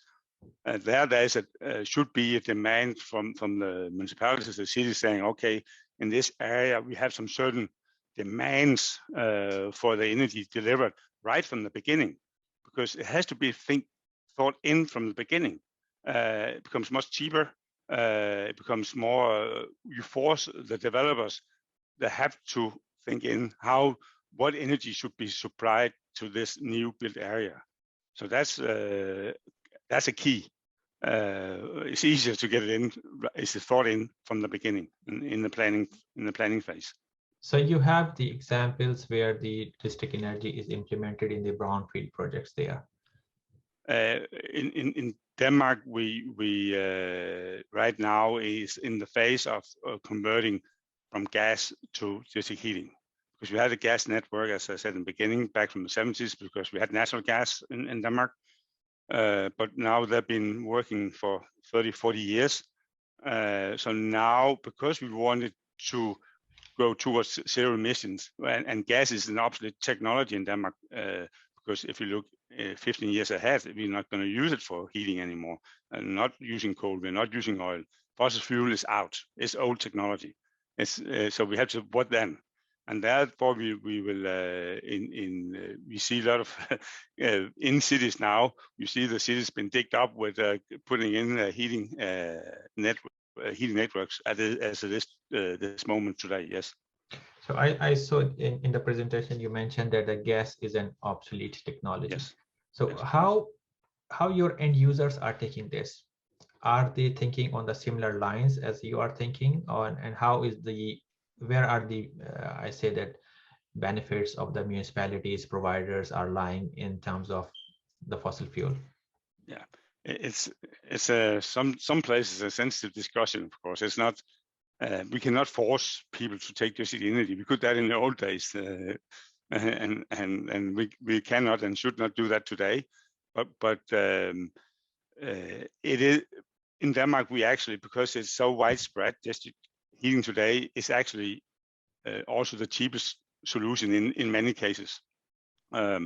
at least when you have a certain density. In Denmark, we go out also to smaller towns with district heating. You don't see that in other countries. So people actually when you go out to an existing building area, you have right away 50% connection of all houses, and within some few years you're reaching 75%, and within 10 years you have a connection of 90%. So there is actually people view district energy or district heating as a green solution. As I said before, 2/3 is green. Within 10 years, it's 100% green. They see it as a economical good solution, because they also know that within 10-15 years had to get off gas anyway. So it's either heat pumps or district heating. I mean, that's what they are looking into. But there's of course a strong competition to individual heat pumps. Yes. Thank you, Lars. Chin Hong, from the energy transition perspective, is DCS a trend in the upcoming development in Malaysia? And what are the possibilities you have for the brownfield development if the new fields are not there? Yeah, about your question on the DCS, whether it's a trend in the upcoming development. So the answer is definitely yes.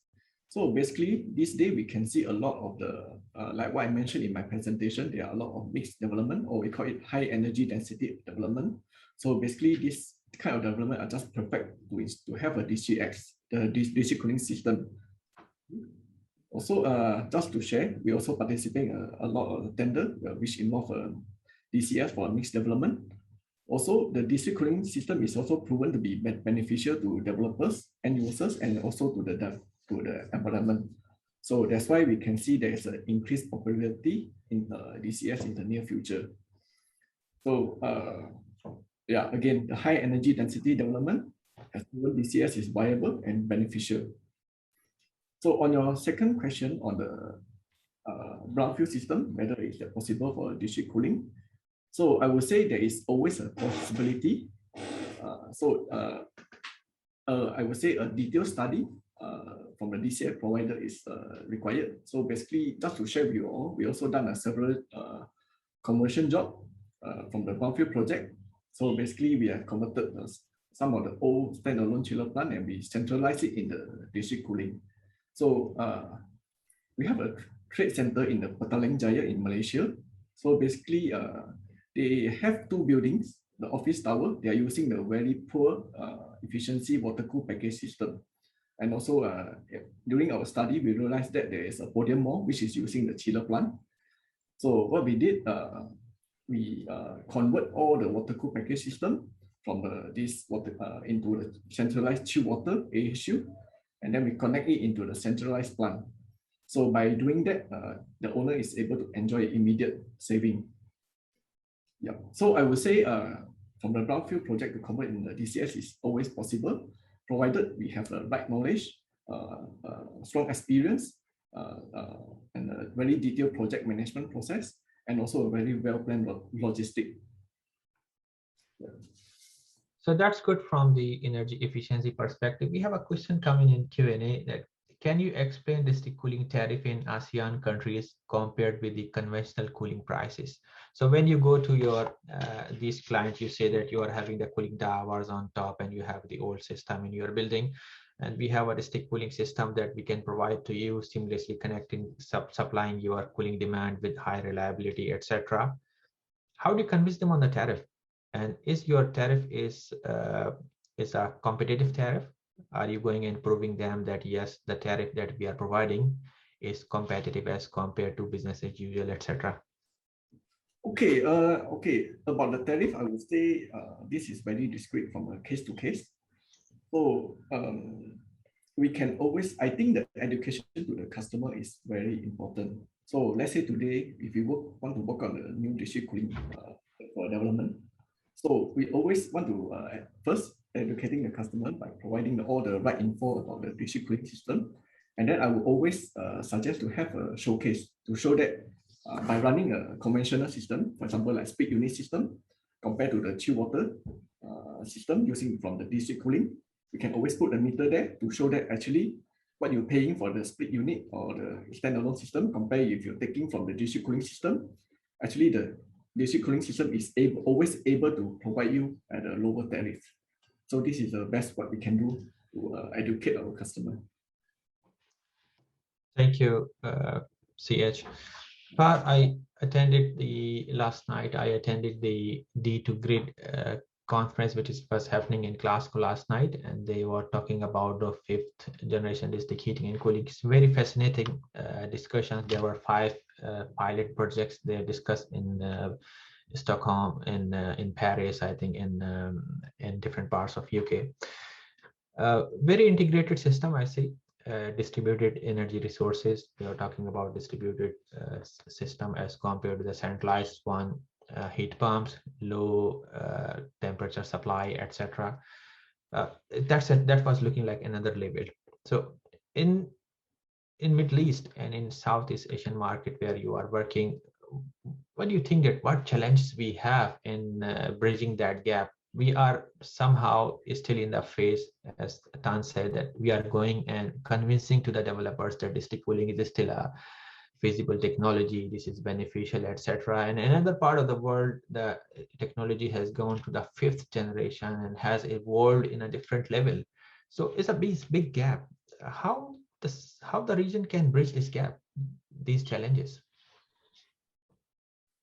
Yeah, I think that there's a lot of course, talk about 4th and 5th generation, and if we look in the big picture, it's a very marginal part of it, but it is a national step in integrating. But the base is like well, the more traditional, and then you can add on low temperature, but you're adopting it because you have to go very far in adopting both the buildings and so forth.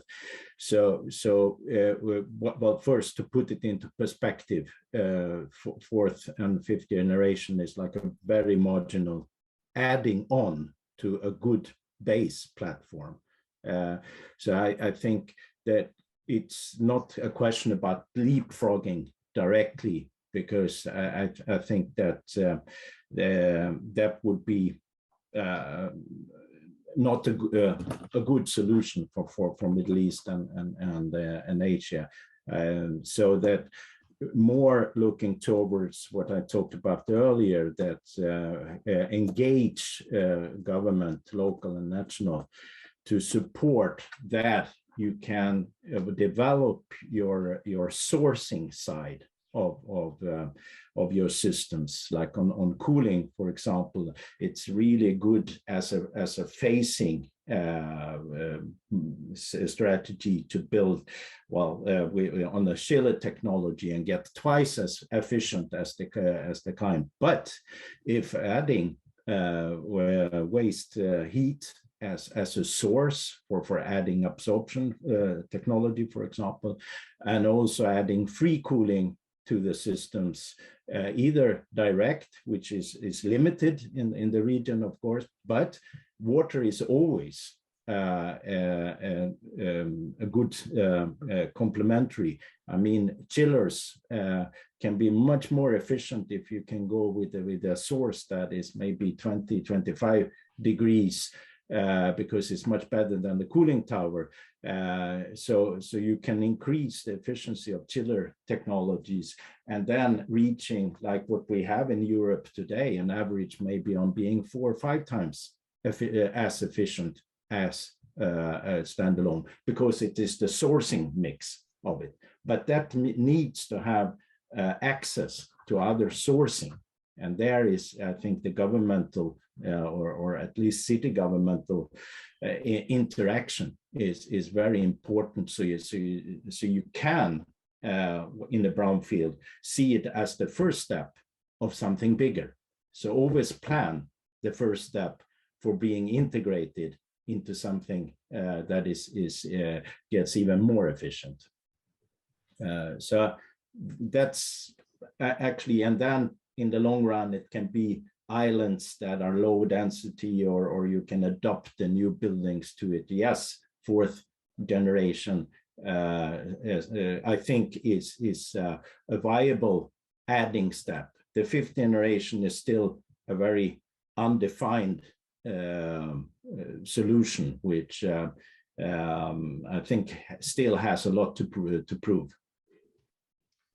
We'll go towards Frank. Yeah, just a small comment. I totally agree with Per, especially that fifth generation is still somewhat immature, more of a concept than real. But even already as we move to fourth generation, the need for a stronger integration between production, transmission, distribution, and also consumption becomes increasingly important. Also because as we move towards the higher generation networks, we will also see more prosumers coming in, meaning consumers that actually also are producing.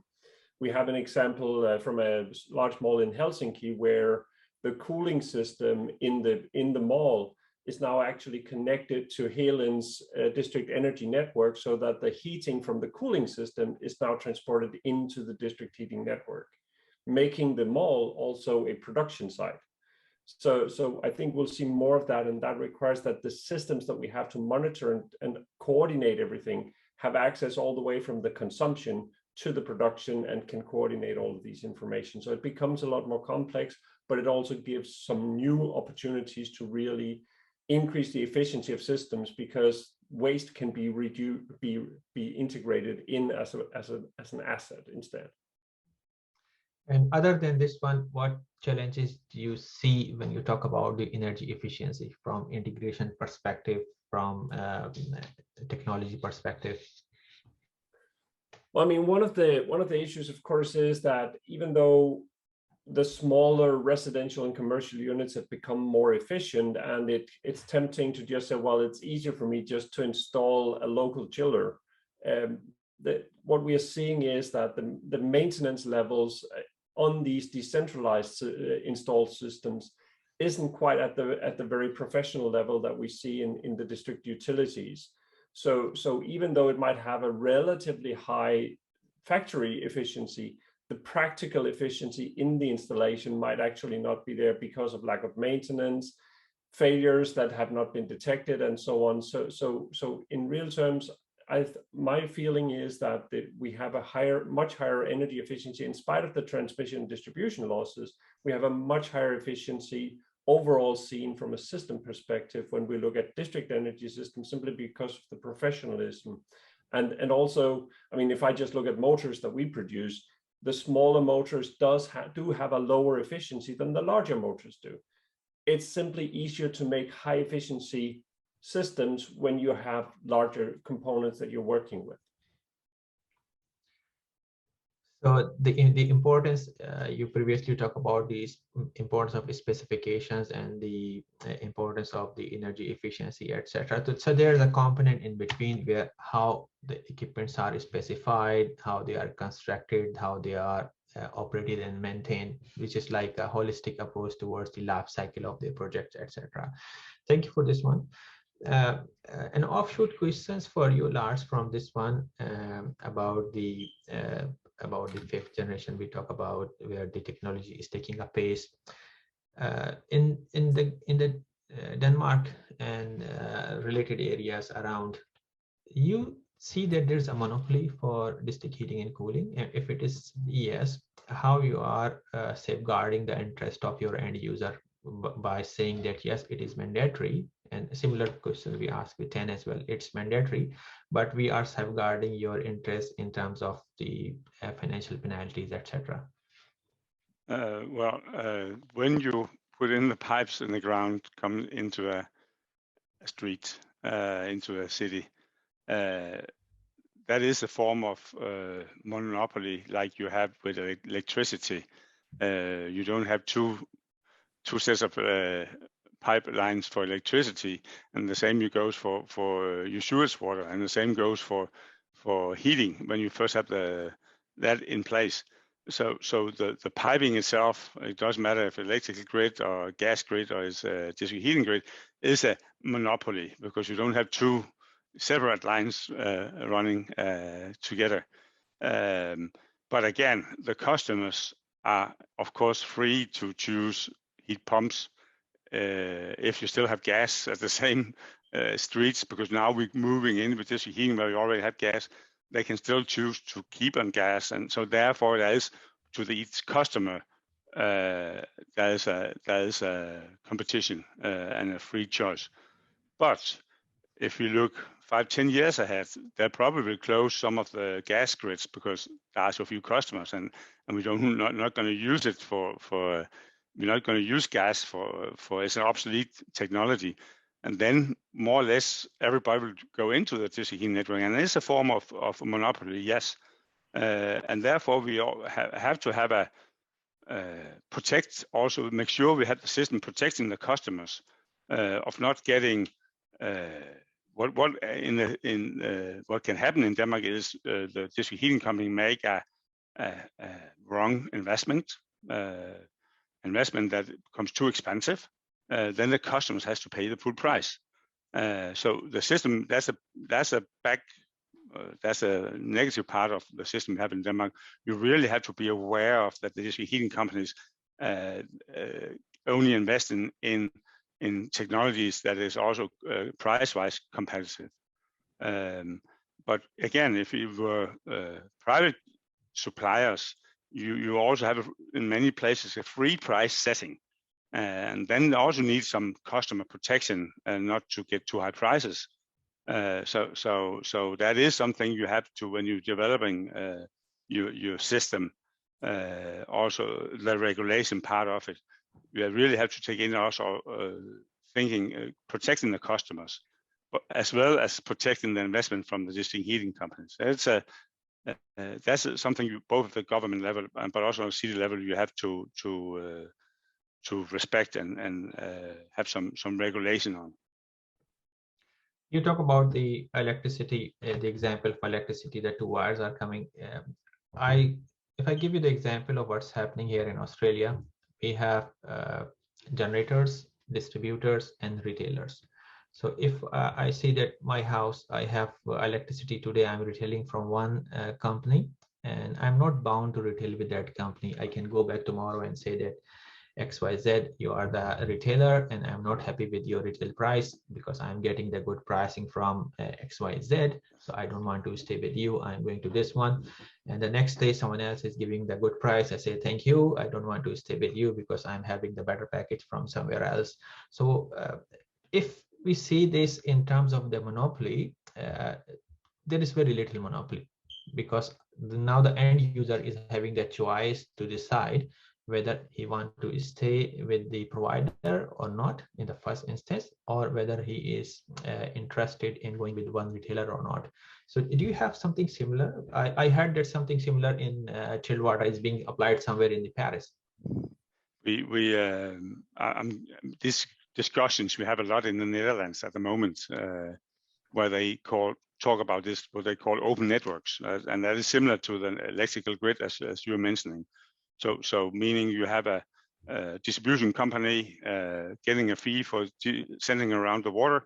You have a production that can be anyone doing the production, and the consumers can make a direct buy the heat from these producers directly. I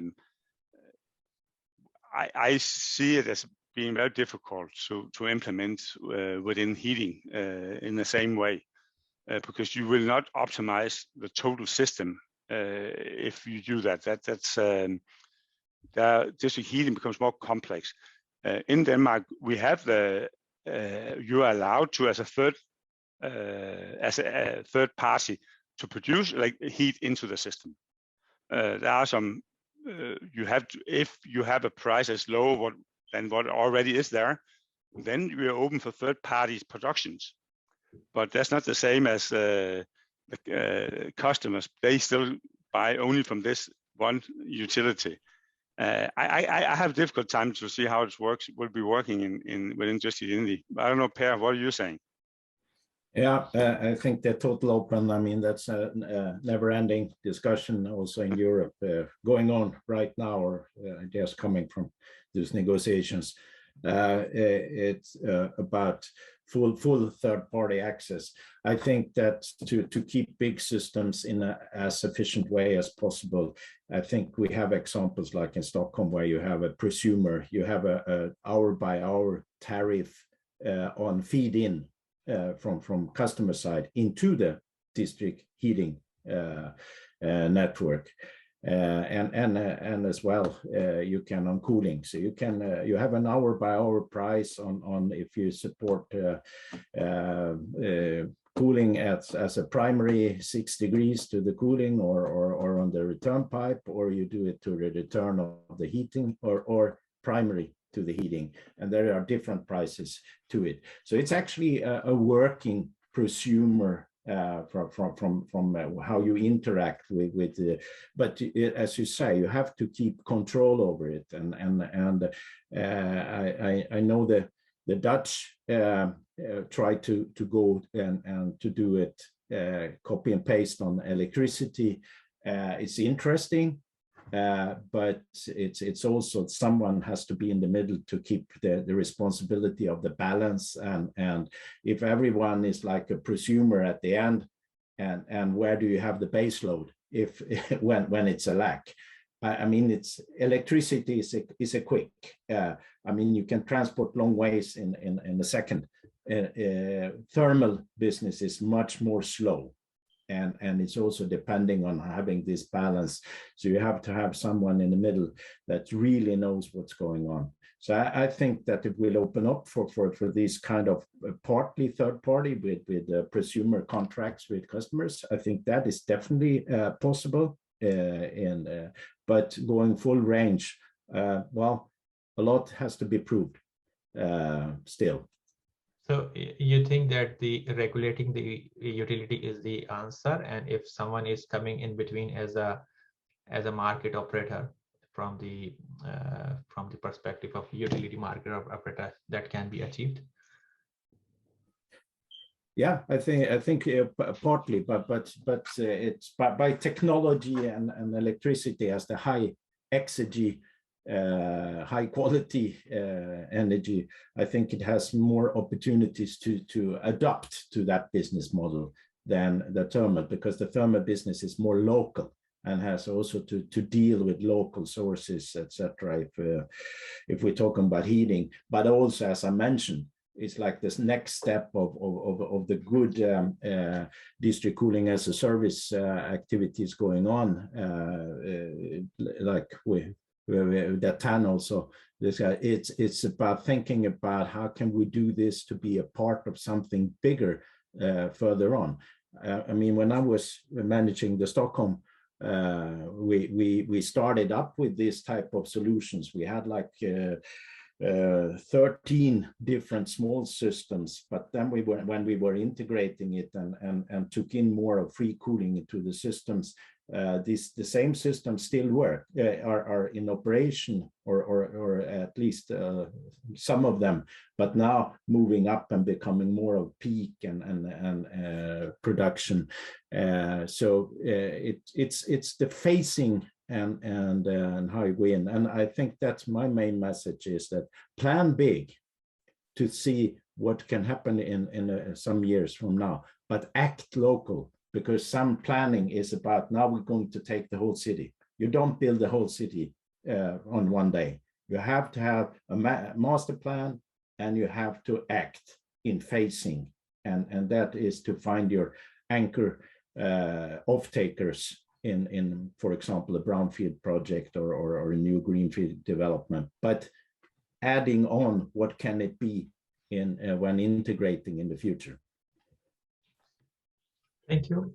Chin, from the commercial operation perspective, how do you ensure as an operator that your DCS operations are sustainable and commercially viable, and which is also having an impact on the tariff and whatever you're offering to your end users as well? So what challenges you have in this optimized operation?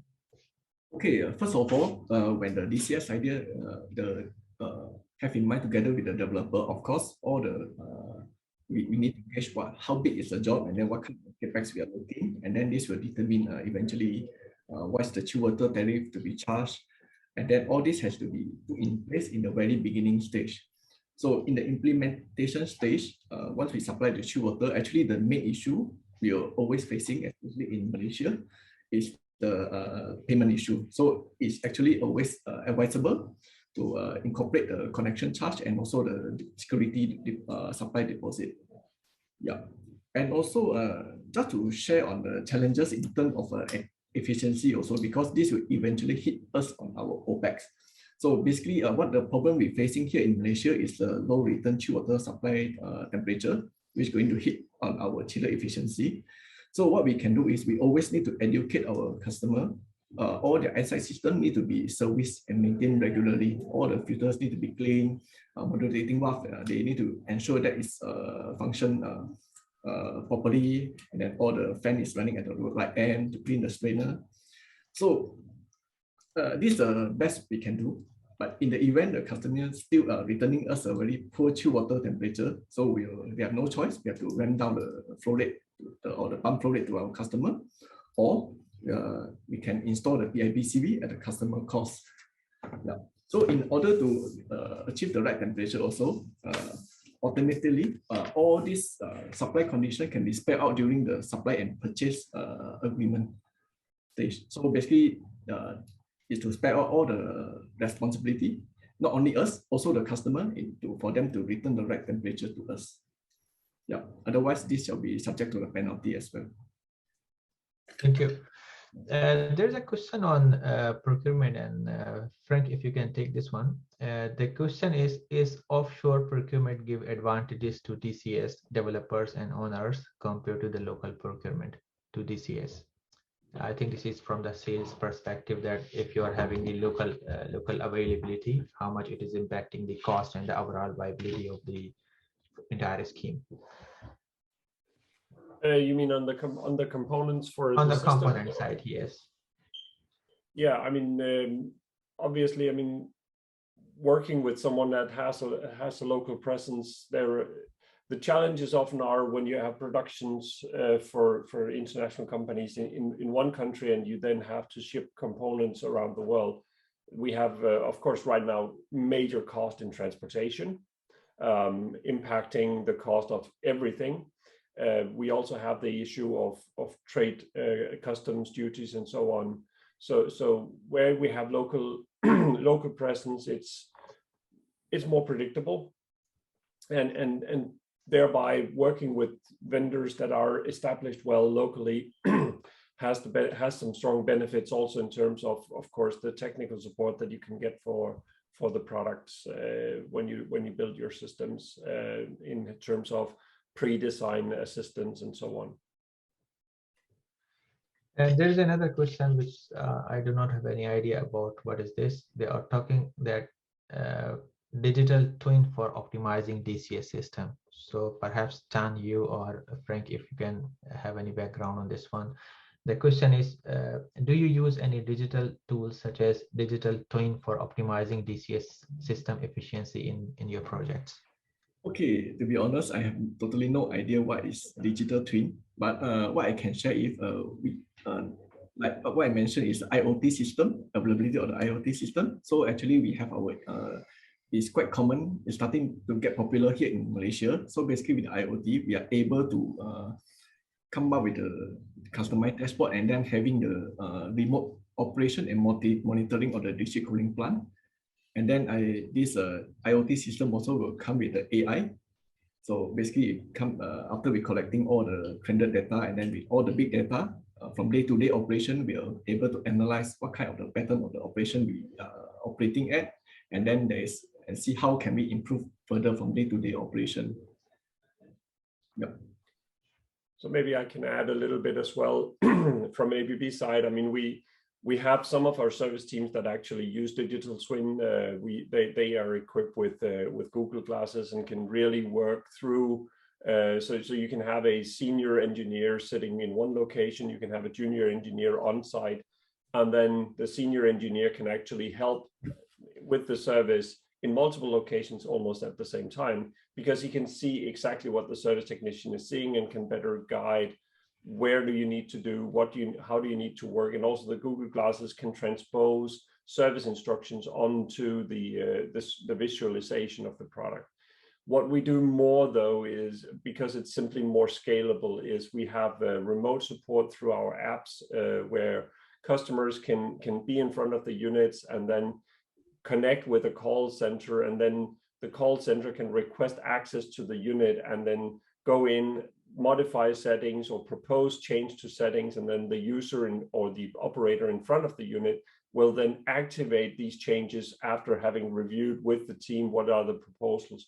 So without the operator actually having to go in and do the modifications, ABB staff will make the proposals, make the settings ready, and then it's just a one-click execution, provided of course that it's a software thing. If it's hardware, we need the service technicians on site still. We can't just 3D print virtually out in open space new parts, but hopefully in the future we can do that as well. Thank you. I have a last question, and very quickly I would like to ask this to Pardalin.